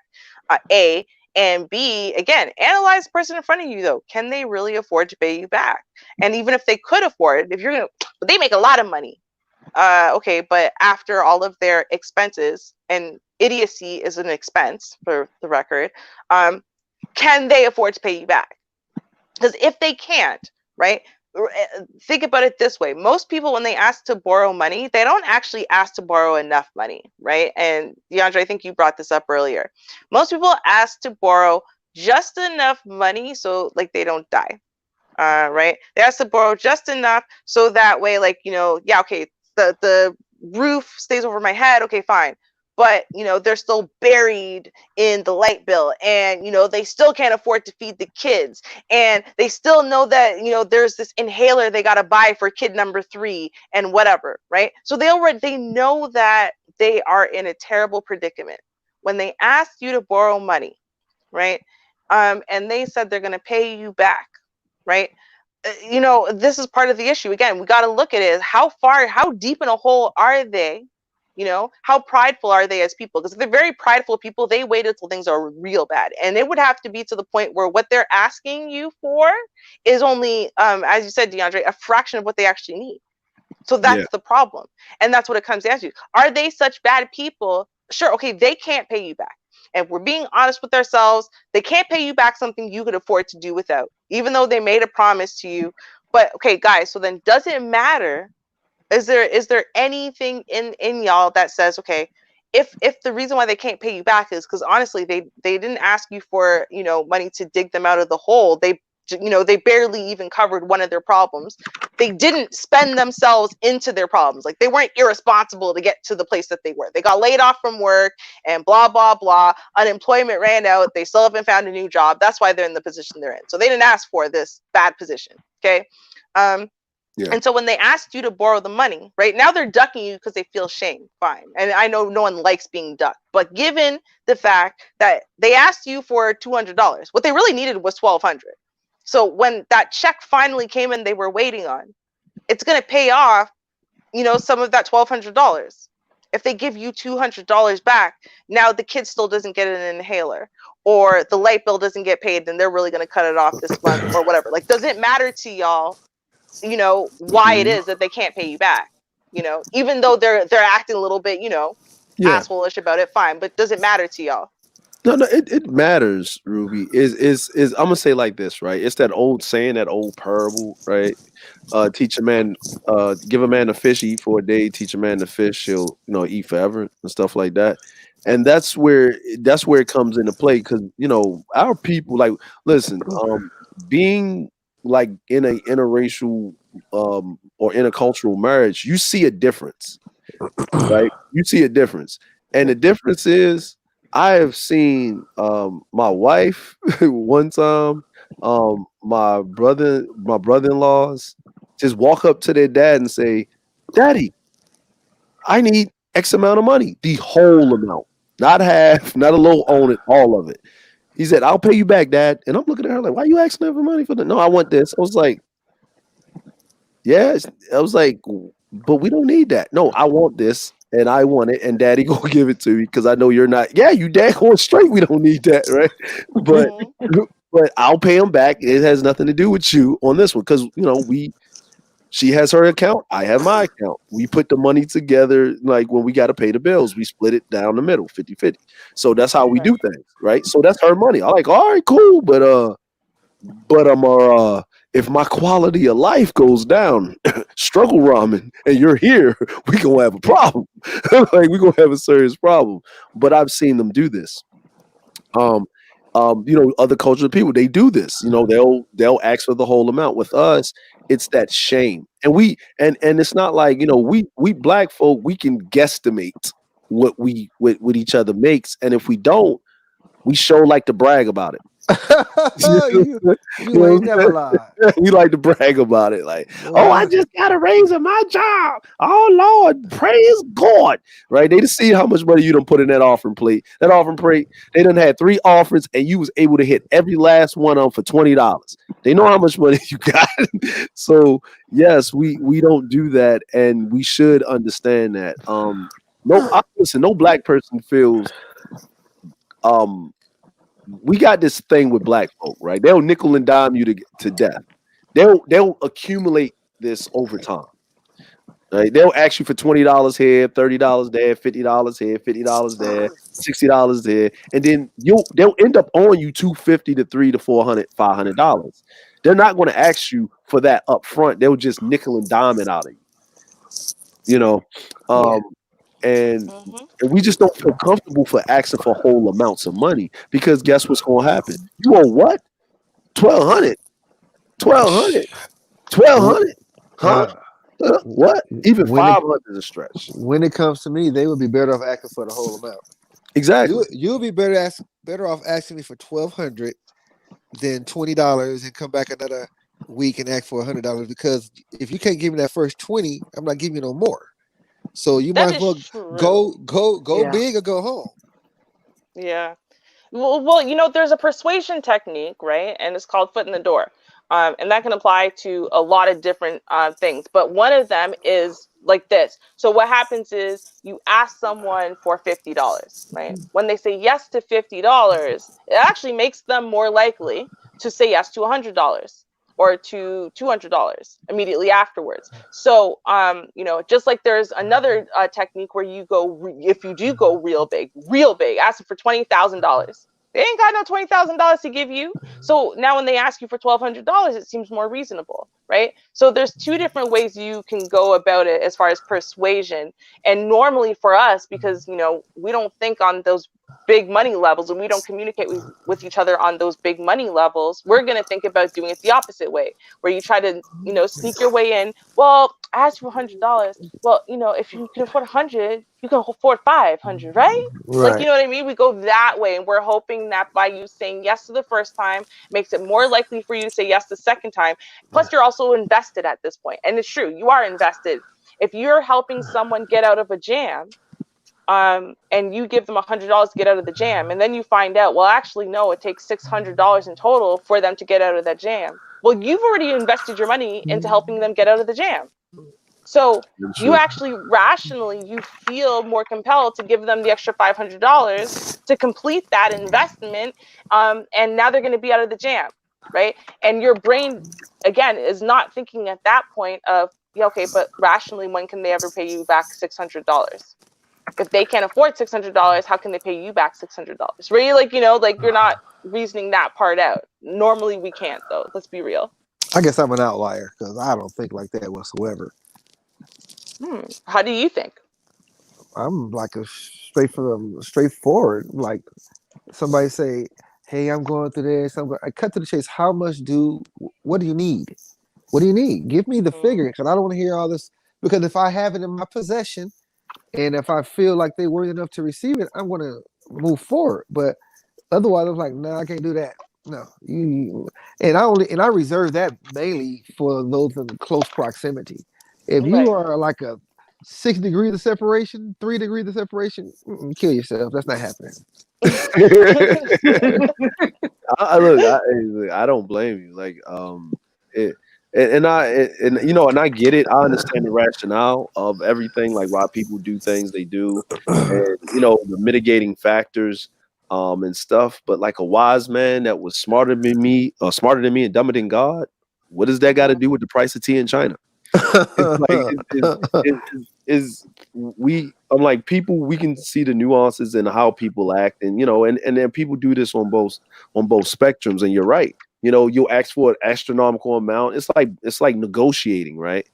Or they'll do another trick, right, Ruby? They'll ask for a minuscule amount to test to see if they can get any money out of you, pay that back, wait 2 weeks, and ask you for a big amount. Bigger amount, yeah, Yeah, exactly. it's like, but But I can deal with that. But I can deal with that though, because you've already showed me that you're going to pay me. But that's the trap, though, and they're not going to pay the big Exactly. amount of back. That's the Right. trick bag. That's the trick bag, right? They ask for $20, $30 here. Hey man, can I get a 50 spot, man? See, but I cut Yeah. but I cut it down better than anything else. Just like anything else, I'm going to look at what you hold in your valuable possession, and that's going to be mine until you give me my money back. Pawn shopping. That's what I'm talking about. Exactly, all day long. Collateral. All Okay. day long. Oh. I'm like, give me the last picture of your parents together. Yeah. Give me. I want something because I want to make sure you're going to give me my money back. I think you would do better with the red bottom Chelsea boots in the corner. Absura. Hey. Give me that bag. Give me that favorite bag. There you go. There you go. There you go. That give you. Listen, look at the things that see people think like heirlooms and stuff like that or whatever. They laugh at shit. I got another picture of my thumb drive, homie. What you talking about? Right? I ain't got no pictures on these walls in here. Right. Oh, you want that last picture? No problem. 1 second. Take your cell phone out. You take a picture real quick of it. Yo, you got this, man. It's everything I've got of them. Like you forgot about the internet. You forgot about cell phone cams. Okay, cool. No, you know what? I think the thing that I would take are things like, for example, red bottoms, right? Because for most people who are in this position, they're not going to own a whole lot of red bottoms. Those red bottoms are their proof that they're not as poor as they really are. So they need those red bottoms back, right? Now you might think, oh, they own those for years. They're all used. They're just shoes. Oh no, that's life. That is everything. That's more than the purse, honestly, because even men know what a red bottom looks like, right? Like you see that red bottom, you know what it is. Whereas in the purse, I don't know, men just see it's just a purse, right? It's red, I guess, unless it has the logo all printed all over the damn thing. You don't know what the hell that is. It could be anything, right? A lot of women are like that too. But even I not caring about any of this stuff, know what red bottoms are and how much they cost, right? So yeah, take the red bottoms, 100%. Take the weave. I'm being real serious about that. No, be serious, right? Give me that yaki. Yeah, man, I'm telling you. Listen, so some real like Brazilian natural. I could go on about this. Hair could cost you a pretty penny, right? Like my wedding hair cost $1,200. Real talk. Between the closure and all the hair, $1,200. Yes, I spent $1,200 on weave. It is what it is. But that stuff lasts for a long time. It lasts like for a good 6 months to a year, and you wash it every day. You brush it. It's just like normal hair. It's amazing. Well, no, not like normal black people hair, but it's like just hair. You don't have to worry about having to heat that shit up and do a bunch of stuff to it. You can just live. For $1,200, I really felt like that was a good deal. But see, that's what I'm saying. If someone took my weave, right? Like I would feel some way. I can't afford. No one's letting me buy another $1,200 set of weave, right? Like you put that stuff on for special occasions only. So I want it back, right? I'm just saying. Mm-hmm. Now, when you mentioned, circumstances, I thought about it, and it does depend on the circumstances. If you borrow the money, you have a job loss, illness, things of that nature. Right. That's fine. That's life. I get that. We're just going to make payment arrangements for another time. That's all. You still owe me. You just couldn't pay me Friday, Monday, or whatever date it was. But a couple of months down the line, that's when your first payment is going to start. Oh, can't do it then? Okay, couple more months down the line. So I don't have a problem with that, but I don't like the ducking and hiding. I understand the shame and all of that, but I just don't like that. I really don't. I had a situation. I had loaned some money out, and my friend told me when she was going to give it to me. So the day came, nothing. Weekend passed, nothing. So I waited till that Monday, and I asked her. I said, "So did you mean this year or next year? I mean, when are you going to pay me back?" And all she did was laugh, and she said that she was going to pay me at another time. So she had already came up in had in her mind that she decided that she wasn't going to give it to me that Friday, that particular day, but when she decides to give it to me. So I let her know. I'm like, that is not what we agreed to. When were you going to tell me this? I had to come to you and ask you to find out what the new date is. Don't do that ever again. Mm-hmm. And she didn't. I got my money, and we were fine. Right. She never asked me for anything else because I made her uncomfortable, and that's okay. Mm-hmm. That's okay. Man, you see, Ruby, see that? You know what you need to do, Ruby? Those people that owe you money, you need to handle all your accounts to the Shar Collection Agency. I You will know, get right? your money post haste and immediately. DeAndre, I need to hand like 3/4 of my life over to the Shar agency overall. I'm telling you, right? Like, I'm, like just hearing Shar talk about it hurt. yes. It hurt like ooh, that's not what we agreed. Ooh, that hurt. But I tell a lot of people that if a person doesn't pay you back the first time, it's on you.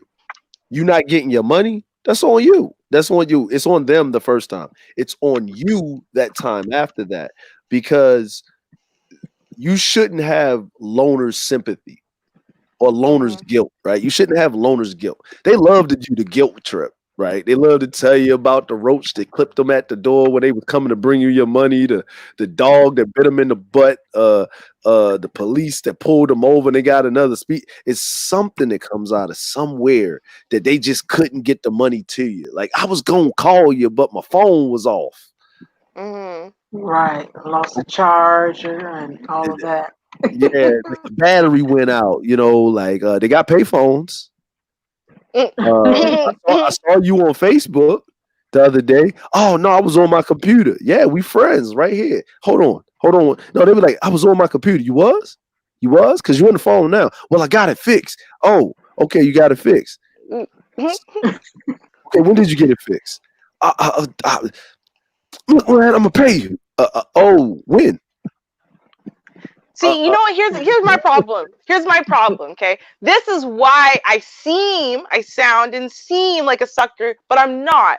The problem is the reason why I'm sometimes I think empathetic to other people's foolishness is because my life sometimes is a series of foolishness, and it's not fair because I know what it looks like. I know I can feel in my soul what someone else would look at this and think. It's just a series of unfortunate events and it makes me look terrible, but I swear to God I had the best of intentions, right? And it happens to me like when it comes to like just sometimes being late for certain things or showing up at all for certain things, contacting people, like just certain things, like because I have all the health stuff and this and that and whatever. But the thing is I stay very quiet about all my problems, so you're not going to know that. Like for example, in your scenario, DeAndre, where you were like this is the first time I thought about it in the conversation, when you were like, all right, cool, yeah, well, I'm just gonna take you and your back and we're gonna come over here and we're gonna work, right? um and then now you're gonna hear about the disc and the this and the that, but I'm like, yo, but that would be me, right? Like then I'd be like, yo, I legit can't do that shit. yeah, no, And you but didn't hear about it because I don't like to bitch and moan and complain about my life. So like, yeah, I'm not the one who's going to be sitting there and every time you hear from me, I'm just whining about how much pain I'm in, right? So you might assume that everything's fine. Everything's not fine. I might be sitting there like in retraction and stuff, permanent retraction for 6 months. But I won't tell you that. I will just text you like everything's normal and I'm asking you for yeah, $50, like just normal people would just ask $50 for a little something. Meanwhile, I got into a traumatic car accident, a truck hit me, I'm in retraction for 8 months and some nurses typing for me, right? Like, yeah. and I'll be like, yo, I can't right now, I'm kind of laid up, my back. It'd be like, and DeAndre would be like, oh, there it goes. Meanwhile, it's true, right? Yeah. So I'm like, so I give people the benefit of the doubt, maybe sometimes when they don't deserve it, because I feel like, A lot of times. fine, shut up. A lot of times, I give people the benefit of the doubt. A lot of times, I feel like because I haven't been given that benefit of the doubt, like ever. Yeah. And, you know, like, I'm not trying to be like, oh, hi, mate, but I deserved the benefit of the doubt because I legitimately was not lying, right? Yeah. So, like, if you're mad at the real circumstances, you hate me forever at the real circumstances, cool. But, like, don't impose this, well, you're lying. I can tell you're lying because listen to what you just said. That's ridiculous. Yeah. I know it sounds ridiculous. I get that it sounds ridiculous, but it's still true. You know what I mean? I would say, Ruby, I would say this, right? And I'm like, in knowing you for a long time, but just in general, you know your friends. If you feel comfortable enough to loaning a friend money or a family member money, you know them. Like if you would do it without second thought and loan them the money and it's a substantial amount, you already understand what they may be going through or may not be going through. But someone that you know that doesn't have a physical ailment and they cannot pay you back because of what they're going through because they're hiding stuff. Because look, like I know, right? If someone asks you for a substantial amount of money, and for everybody it's different, right? But a substantial amount of money, before you loan them that money, you're gonna do some research. Hey, did you talk to such and such? Yeah, how they doing? They all right? They asked me for some money. Oh man, they ain't doing too well. What happened? Well, you know how they just look around. Well, let me tell you, don't tell nobody though. All right, so this is what happened, and then you're like, oh man, and then you know what's going to happen and what's going on, right? And then you'll actually do more for them. You see what I'm saying? Like you'll actually do more for them. Like you'll give them the money, and then you'll actually go and check up on them. And it's not about the money; it's just about their well-being to get them back on their feet and stuff like that. So that's usually in the case of someone's asking for a substantial amount of money. They're a little bit sketchy. The story doesn't work out. You couldn't get anything in the rumblings. They do got a track record of maybe not paying people back. They always have a coincidental problem, maybe. It's not their fault, but it is their fault because they just got bad luck. You know what I mean? And, they don't, what I mean? It's just what it is. So you give them a way of working for it or bartering sweat equity for the money. Like they're actually working for it. So now if the person works for it in some type of way, like let's just say hypothetically, like, okay, they're an artist or something, or they do this, right? Hey man, well, we got this thing going on. Let me talk to some people. Like I've done this plenty of times for people. Like, hey man, can I borrow? And I know they have a talent or something, or they're bigger dude. Hey man, you know what, bro? How about this? What? My man doing security, it's $150. Exactly the amount of money that you need. You get $150 plus you get the $50 for transportation and food for that night. I'm going to pick you up at this time, right? And if they stand in there, you just got to stand there and you just, watch a door or do something else. Or if they have some talent like, yo, I got this issue or problem with, say, my computer, and they're good at computers or something like that or whatever, you try to work something in there where they're working for the money. If they're working for the money and they're getting paid, then you don't have that. They already paid it back. They earned it. You didn't loan it to them. And then that keeps y'all in that nice dynamic, right? Because a lot of times, even, the other part of that is, like you said, you don't want to be a borrower or a loaner because people loan people money to hold it over their head even when they pay it back. For them to just treat them a certain type of way. Yeah. You know what I'm saying? That's the other part of it. That's kind of a little why people try to, it's like with Char, right? Well, I decided that's like control. Right, that's like trying to get back your control from the situation, right? And and that's a person, I mean, that people do think that way. Like, if I pay this person back when they said I had to do it, they got control of me, and they don't think that like in the front part of their brain, but in their subconscious they do. Yeah, but it's also, you know what, and you're right. you have these subconscious thoughts and feelings, and this is a big issue. I mean, and I do really think that this is now dysfunctional community story time, because the problem is, right, is we shame people for things that shouldn't be shameful, especially in our youth, right? Like, we're not supposed to be 14 to 21, and we just know how to do everything perfectly. And that's the time for us to make mistakes. You make mistakes so that way you can learn from those mistakes, right? Fail forward, fail upwards. But we get shamed for things. We get shamed for real basic. We get shamed when we are children for not being able to, afford better clothes. Like, somehow we buy them, so we have responsibility for that, right? Sorry if y'all hear booming. There's a big thunderstorm right now. But yeah, or like, we get shamed because our shoes got holes in them. We can't afford things. So it's like we're being shamed for what we can and can't afford from the time we are small children, from our peers, from adults who will look at us a certain way and pull their little precious, bundle of joy away from us because we're the filthy poor kid or whatever. So we start getting these messages when we're really young. And then, it's like you're shamed for not making enough money at work. You're shamed for not being able to afford a certain lifestyle, which is why people will go and pretend they can afford that lifestyle and then starve all week just to be able to go out at night and prove that they can live it up with everyone else, right? There's that constant shame. And I think, it's subconscious, but I think it's also, there's the consciousness to it, where we don't want to go to people who might be able to help us for maybe in a bigger way, a more long-term way, or, maybe that we should be turning to, like, say, parents or family or whatever, because we know they're going to shame us. We know they're going to hold it over. Yeah, you still can't even manage your own bills. And how old are you now? God, you should have your whole life together by now. And why don't you own this? And we know that we're going to get shamed. We know we're going to get put down. And so it's like, even when we reach out in desperation, because we really need some money right now, we still, and that person says, yeah, and they're cool with us. They're not acting the way auntie or grandma, whoever's acted our whole lives, but we still feel like it's coming. We feel like, especially if we can't pay them back, we know it's coming. Oh, I knew you were going to fail. I set you up to fail because I knew you were going to fail, because you ain't shit. You're never going to be shit. You're never going to be worth anything. You're never going to own anything. You don't even deserve those kids, right? Like, we're expecting those messages to come flooding at us, and it's like, I don't think we would fail at this whole borrowing, lending things so regularly. And everyone's got so many stories, and we know everyone does, if we didn't have all of that shame about money, like, kind of stomped into us from, like, birth. I'm gonna mention you had mentioned benefit of the doubt and $50. I got two things to mention on that.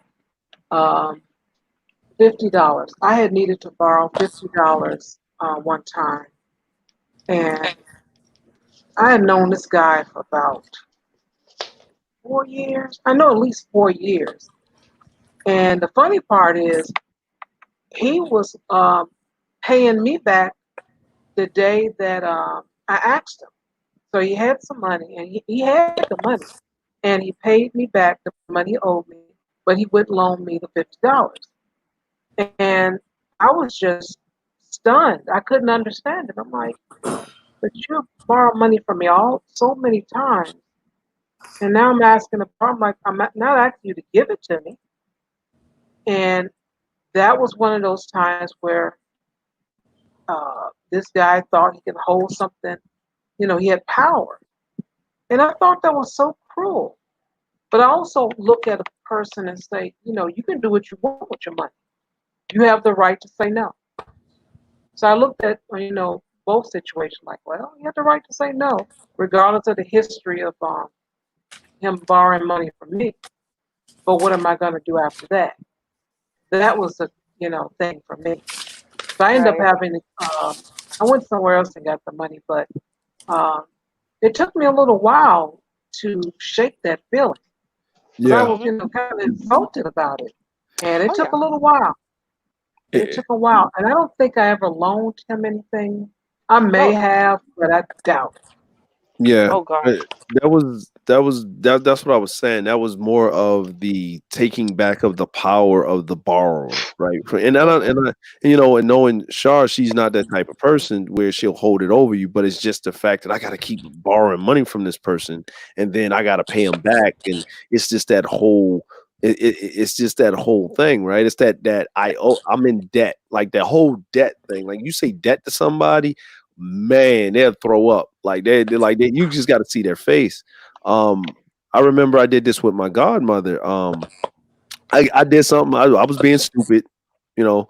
And what happened is, I had to get my passenger windows because I did something stupid and they were bust out. It wasn't me. I let my homeboy hold the car. He went over some chick house. The boyfriend came out, busted out the windows of my car because they thought it was his car, and then I had to, it's crazy. But anyway, um, so I was at my godmother's house and I didn't know where to get my windows like fixed because if I took it to the dealership, they was going to charge me an arm and a leg. So she was like, "Oh, well, we got a place. It was a place in Virginia called Glass Doctor, and they'll come out there and fix your windows, like replace the windows." So got the make and model of the car. She put a tarp over my car, let the car sit there because it was like storming and stuff, and so she said, "Look, when do you get paid?" And I said, "Well, I get paid. I told her well, I get paid like in 2 weeks, right?" She said, "Well, it's going to be like $350 to replace both windows." I was like, "Oh man, I don't have that." Shoot. So I said, "I'll just wait 2 weeks." She said, "No, big storm's coming, so this tarp is not going to keep the car getting me water into the car or whatever." And my uncle already had his car in the garage, so and it was underneath a tree. So she said, "I'll pay it." Right? I said, "Okay, well, I'll come up there right now and at least give you 100, 150. She said, "No, just give me everything next week and save it." Right? And she said, well, I got some work to do at these houses because she was, "Can you help me?" I was like, "Sure, no problem." Right? So I show up, right? And I got the money in my hand. I was like, I was going to give it. She said, "No, I told you to wait." So I'm over here working in these houses. And one day turned into like every weekend up until it was time for me to get paid, right? And I went up there, right? And so my windows was fixed, but I came. So the next time I get in there, right? I give her the money. I paid her in full. She calls me the next weekend. I'm going to Baltimore with my friend, and we're packing up the car. And she said, "Hey, can you help me with this house painting the walls?" I was like, "Nah, I'm going to Baltimore, with the friends." Right? And then she just says, "Well, I did such and such, or whatever." And blah. And I was like, "What?" And I said, "Well, how much did that cost?" And she said, "Well, and I paid you, right?" And then she's like, "And then I worked, right? And then I did X, Y, and Z." And then she was like, she was like, "Well, I'm your godmother, and this is how you repay a favor." And I was like, "Okay, cool, no problem." So what I did is when I drove up there, it was on the way to Baltimore. I took off. I went to her house on the way there. Just broke off, and I called my godfather out, and I called him out, and I talked to him, and I said, "Hey," and I told him what the issue was, right? And he told me, "This is how your godmother gets her power over people. She she wasn't expecting you to be able to pay it back. Oh. She loans you the money and she know that you're going to work and she knows that how you fit, but she didn't expect you to pay the money back. And she knows that she didn't, she said everybody in her family, every man that she's worked with or whatever, she does that. She'll loan these guys money and knowing they can't pay it back, and then she'll work them. They'll work it off and they'll barely pay it back, and then they'll just get tired, and then they look like the bad guy because they just left a toxic situation that they can never get out of. And she does this a lot, and that's why she got these houses, but she can't get nobody in them because you got to fix them. And every time she bring a crew of guys down here, that's what happens. And he said, and that's why I keep telling her, you can't loan people money without a way to make it right and to hold that over top of somebody. And I didn't talk to my godmother for like 6 months after that. Like I didn't talk to her like at all. Like I would talk to my uncle, my godfather, and I would talk to my god sister a lot. I'd come pick her up, whatever. I would say hi to her, but I wouldn't have like nice conversations or go into the house.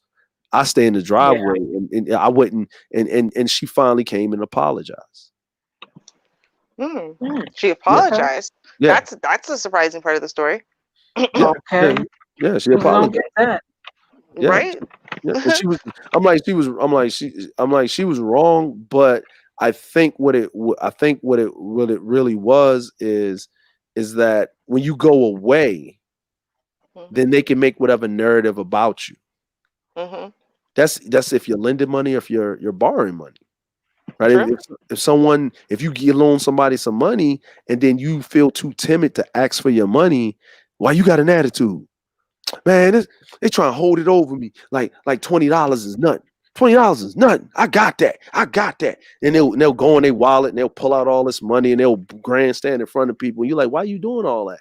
Man, it's just $20. Why? You get the peanut gallery. It's just $20. Man, why you tripping, man? Man, we family, bro.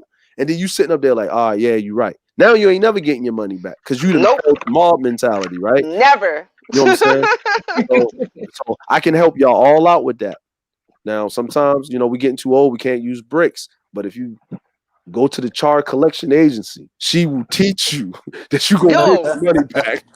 I swear to God, DeAndre, in my head, I was trying to work in the initials DAGF with the agency, right? Like Shari's DAGF, right? School of DAGF, right? Don't give a bleep, because obviously that's what we all need to learn. I don't care.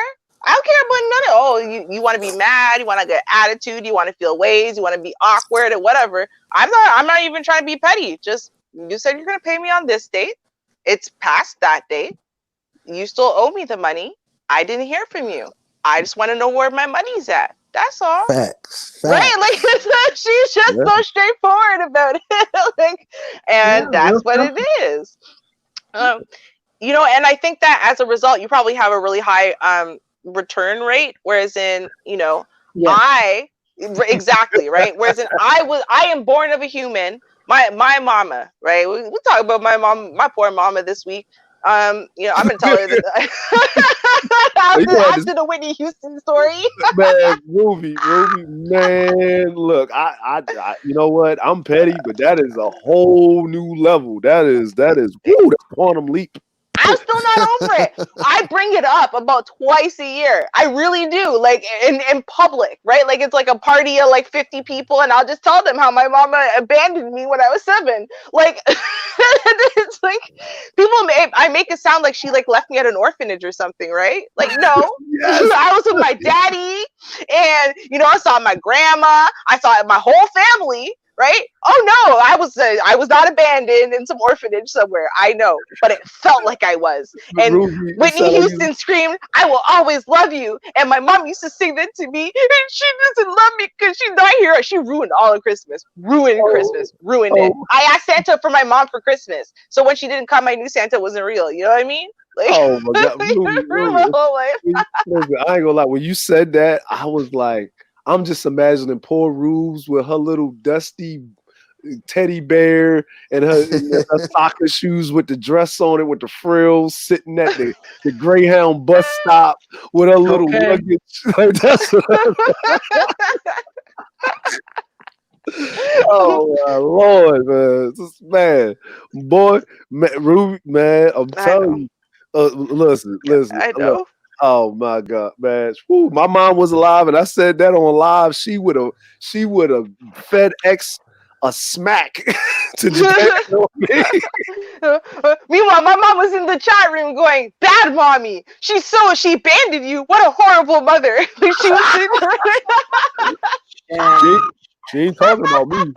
She must be talking about that other person. And then another moment. And then she texted me and said, I am so eternally sorry for abandoning you 30 years ago for 2 weeks so I could have 2 weeks off after 7 years of being constantly in your life. I apologize so Oh my profusely. goodness. Only for 2 weeks. See, But it this was is over Christmas break. It was over Christmas break. So she I missed thought that Christmas she with left me. you all together. Oh no. She went on vacation for 2 weeks over Christmas break to this wedding, and she didn't bring me with her, but it was Christmas. And she abandoned me for Christmas. And Whitney Houston used to play all the time back. It was literally the year that the Bodyguard came out. And So you're that gonna stick to song. that. You're gonna stick to that abandoned. Oh, I abandoned. Oh yes, I stuck to it for 30 years. I'm very sure that's what happened. hey, see, Very sure. see, I am glad. Like, see, when Ruby looks at us when we do little stuff, and she's like awe and in shock, right? We get to look at her, right? Right. Canada must be a nice place for Black people to have must like be. white people issues. I know, right? I know, right? I'm sorry. I have to come to It's so Canada. true.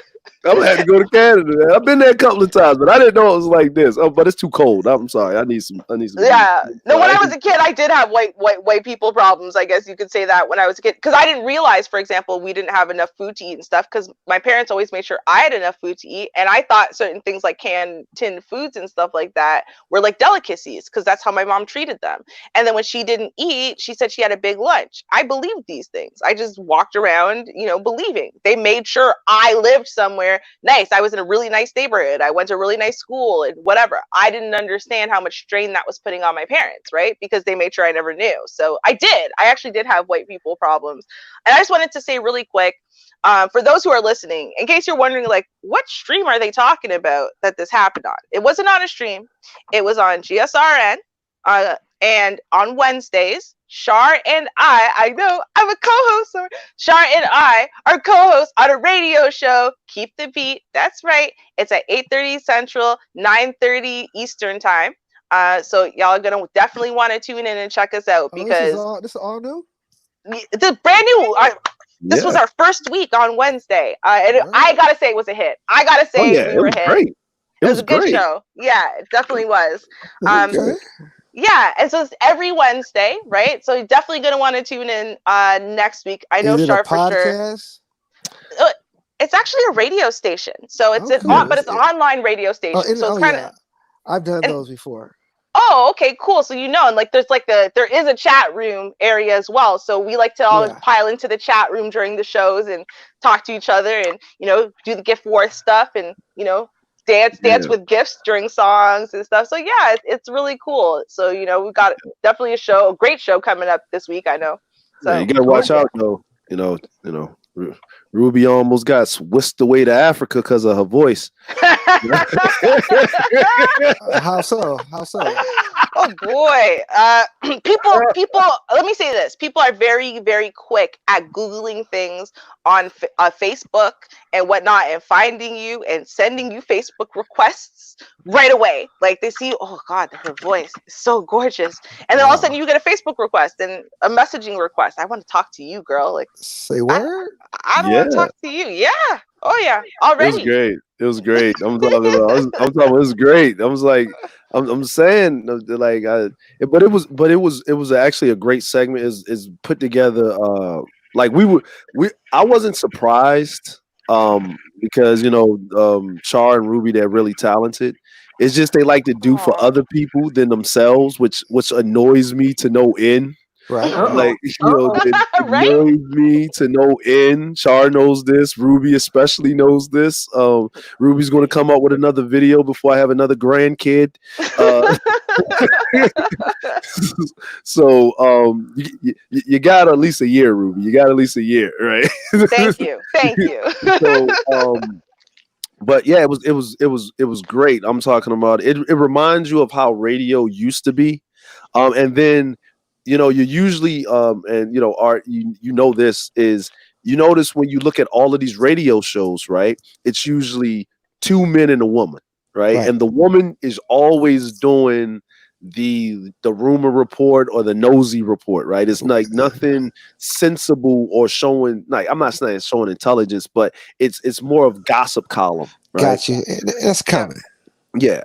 Mhm. So, but to have like Char and Ruby up there, to have two women on this, and then the esteemed elder Supreme Elder DJ Music, for him to have that latter half of his show and let them do them, and then he's being the DJ and you don't really hear him anymore, and to let them run the panel, and just the way they play off each other is great. And you're getting their, is like up here now, or when they do the articles. I love the article part. When they do the articles and give their say about that, I love that. When Char does it here, but it was pleasantly happy. I was dancing, and then when you had that little break, on the radio, and then they say a couple of words, but it's all about a general subject. It's not like they're just playing random songs. It's actually content, and it's actually brought to the point of the topic of what they were talking about. And before you know it, the time is up and you're mad. You're like, oh man, Can I catch the replay? Yes, you can, Char. I will post it for you. I'll show the art for you. So I'm going to remove us from the stage, and so everyone can see the artwork. Yay. Okay.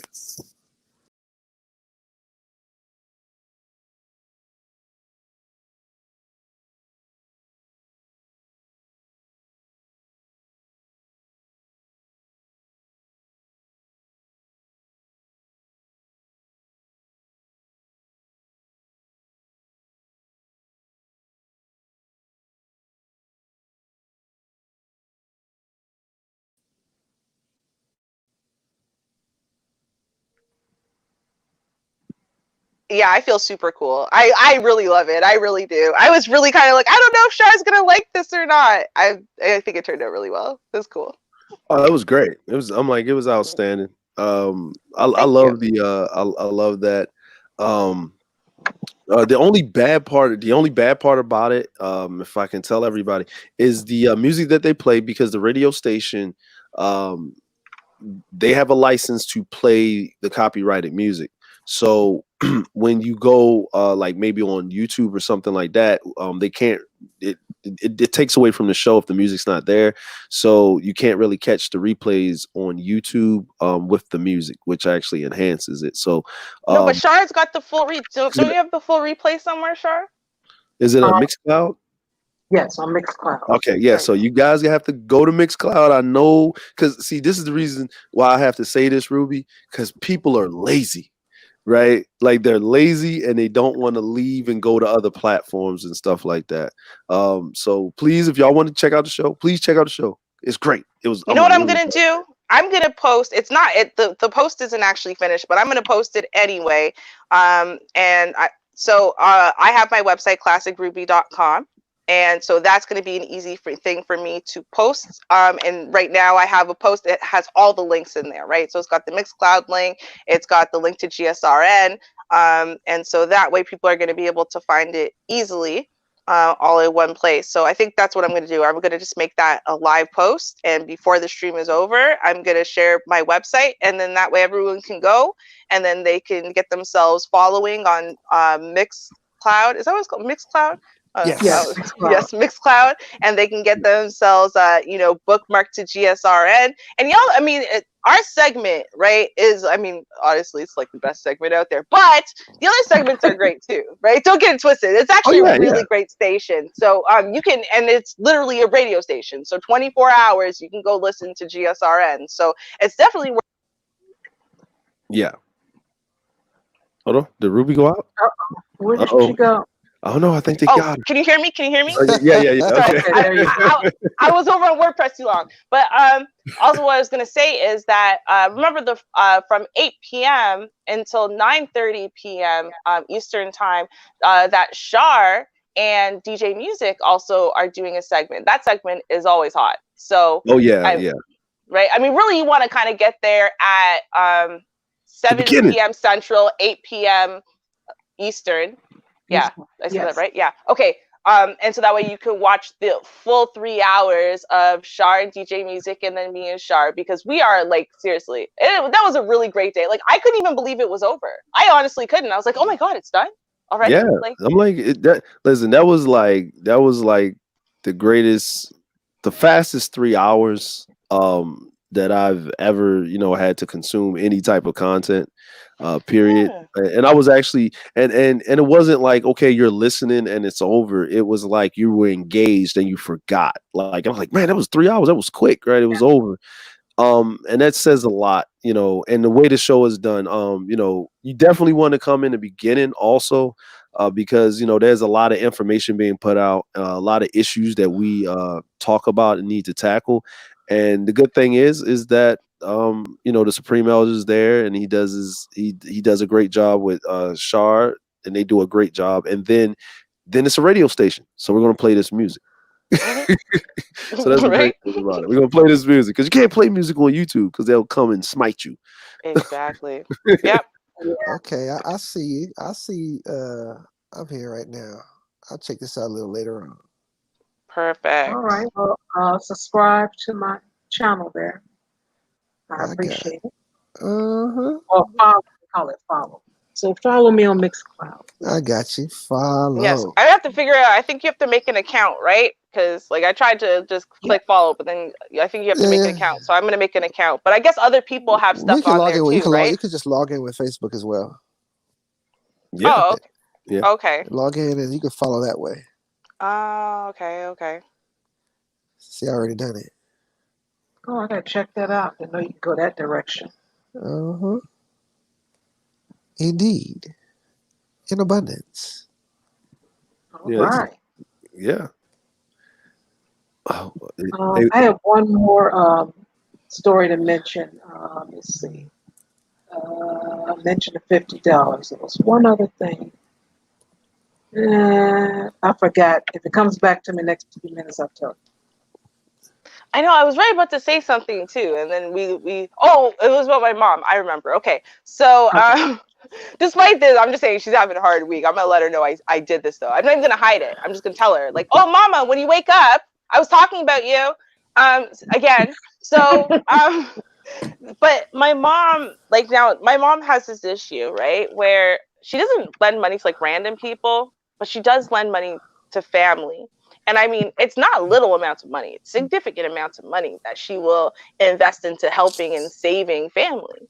And her brothers specifically have shown themselves to be really ungrateful for that. Because I mean, and when I say ungrateful, not only do they not pay her back, and she just keeps saving them from stuff, right? But then they don't. It's not like they treat her well anyway to keep her in like a nice position, so that way she'll keep wanting to help them. Like no, they're not. And see, this is the problem too, is that you get that lender's guilt thing, and you start buying into that because you feel some type of responsibility for family or friends or whoever, and you've got it and they don't, and you got to make a way to help them and whatever. First of all, they didn't help you make a way. So I don't see why you think you have to help them. But second of all, is that when you allow people to kind of just treat you however, not honor their promises to you and whatever, and then you make another deal with them, like you're basically telling them that you are their doormat. So they can treat you however, and then you'll still save them at the end of the day. And they can borrow as much money as they want, and they'll never have to pay you back. They will never be beholden to you. They'll never have to feel responsible towards paying that back. And then somehow they'll still feel like you owe them. Because that's the thing. You start getting into this pattern where you keep lending and lending and lending, then people start feeling like, you're their personal like savings account or something, like whenever they turn to you for money, you should give it to them. Why? Because they asked, right? It's like they think now that you're responsible for them, and that actually really does happen, and that's happened in my family with my uncles and my mom, and I've noticed that, and it's like, oh no, don't help them again, whatever. And she'll be like, well, this time I think, and that's what she was. This time I think, and every time she says that, I go, okay, because she's gonna do it anyway, because she thinks they changed. Nothing's changed. Everything's going to happen exactly the way it always happens. And now they're just going to be further in debt to her and somehow think that they don't owe her anything. So, I mean, this is the way, and this is why I said, I'm like, do not lend money to people that you love. because you think that that love makes them somehow accountable to you, and it doesn't. It's money. It is a different thing. It really is. Yeah, I agree. Um, I was still trying to think of what it was while listening to you, and I I don't know. recall. I So, don't recall. Well, I know one thing I so. wanted to do. Mhm. I wanted to say that, play that for Poetic Chaos. I did want to do that. Yes, Hey, girl. happy Yes. birthday. Yo, A that happy was Kale's birthday to you. A birthday. happy birthday to you. May each day of the year, may you feel Jesus near. A happy birthday to you. A happy birthday to you. The best that you ever had. The Dun, best that you ever had. Yeah. Dun, dun, dun, dun, dun, dun, dun. Yay. Hey man, that's Yay. our family like birthday song. My mom calls me on my birthday and does that, right? I'm like, you got the family birthday song, Kels. See, this is my sister. I love her. So happy birthday. I hope you have a great, amazing day, weekend. I hope somehow or another, you can go out with some masks on and, all masked up and stuff. And isn't that weird? You tell people to mask up to go out now and it's not for like crime. Like, I it's know, like, right? Okay. She said Hey, it's not for a crime. Ain't that something? yeah, it's I not, know, right? It's not for a crime. it's not You for know, a you know, crime. Like, we used to tell black people not to cover their faces. Like, we used to tell black people, I remember, I'm serious. I remember there was a thing going on where black boys, especially, were getting like beat up and bad things were happening to them because they were going into stores with like, those full coverage face things for winter, right? Right. Mhm. So, and it's like, oh, they're trying to rob me. They're trying to conceal their face, and it's like, no, I'm just cold. It's like minus Right. 40 out, like, right? Like, I'm cold as hell. So we used to tell like, no, make sure you don't mask up, especially if you're gonna walk around outside. It's one thing. You go inside, you uncover your face, you let people know that you're not a threat or whatever. Now we're like, you better put that mask on, boy. Like, like it's such a weird world that we live in now. Like Quebec literally in Canada banned the use of religious gear that covered a woman's face. So basically, if you were Muslim and you wore, what's it called, the thing that they wear to conceal their face, so only their eyes are showing, Burqa. Did the the burqa. burger? Is it, Okay. yeah, okay. So, because I wasn't sure if there was like a different words depending on how much coverage it was, but It okay, was, well, it's a hijab, but the okay. burqa's everything. Okay, so the burqa's everything. Okay, yeah. So they basically made burqas illegal. Literally. In public, you cannot wear them. That became Wow. illegal in Quebec last year. I remember it was a big thing to me. Like, are you kidding me? So people who are living inside their houses right now can't travel. They can't leave Quebec in protest because they can't leave their house without uncovering their face, and they can't. So to go from that last year to this year where everyone's face is concealed and people are dying because they don't want to wear a mask inside of a store. You have to mask up now. You have to cover your face or bad things are going to happen to you. And it's like, wow, what a world we lived in where just last year you had so many ignorant people. You could probably look it up and still find ignorant people talking about that too. All those people, they're just doing that so they can crimes. I'm scared of them and whatever. Now Mhm. we need the mask. I'm scared of people who don't have a mask on. Like, what are you trying to breathe on me, sir? Right? Like, She said, sir. sir, yeah, it's a different world. It really is. It's funny how quickly things can change. And I mean, we can apply that to money too. It's funny how quickly things can change. Just because someone might be able to, in theory, afford to budget and pay you back in a month now doesn't mean things aren't going to change dramatically in the next 30 days. And now not only can they not pay you back in a month, but like 6 months from now, you probably still ain't getting that money. Um, and I do think though that there is, again, circumstances where I personally would forgive the debt. I would just forgive it and take that stress and strain off of the person, because I don't see, if now you've lost your job, you've got the kids to take care of, blah blah blah. I don't see what purpose there is in me holding that debt and saying, well, yeah, you can pay it back eventually one day. Well, right now they're not sure how they're going to be able to get back on their feet.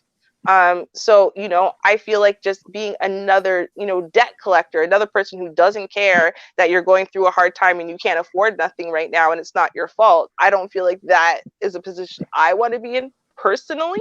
So, Mhm. I mean, like I said, there are times where I just absolutely will forgive the debt, but more often than not, the way I function again, if I'm going to give money to people, generally, if I'm willing to loan it to you, that means I'm willing to give it to you. That's the way Yeah. I work. And I will give people money and we work again on that exchange. I just give you money that you need when you need it. And then vice versa. When I need money, if you got it, you'll give it to me. And so we just work that way. We do what we can for each other when we can. It's not like a loaning, owing type of system. And no one's taking notes. Well, technically, you know, I still owe you $22, or like no one's taking notes. It doesn't matter, right? Like there's never going to be a deficit there. So I prefer to work that way when it comes to friends and family, and I think people should just kind of do the same. If you're not willing to just give them money, like if they're not a person that you think that you should be giving money to, let's say, because maybe they're too pampered and coddled, well, then you shouldn't be loaning them money either, right? Like one way or the other. Like I like DeAndre's plan a little bit more. Okay, cool. I'm gonna go bring you somewhere. Like why don't instead of lending them the money, why don't you just go bring them somewhere to go make that money?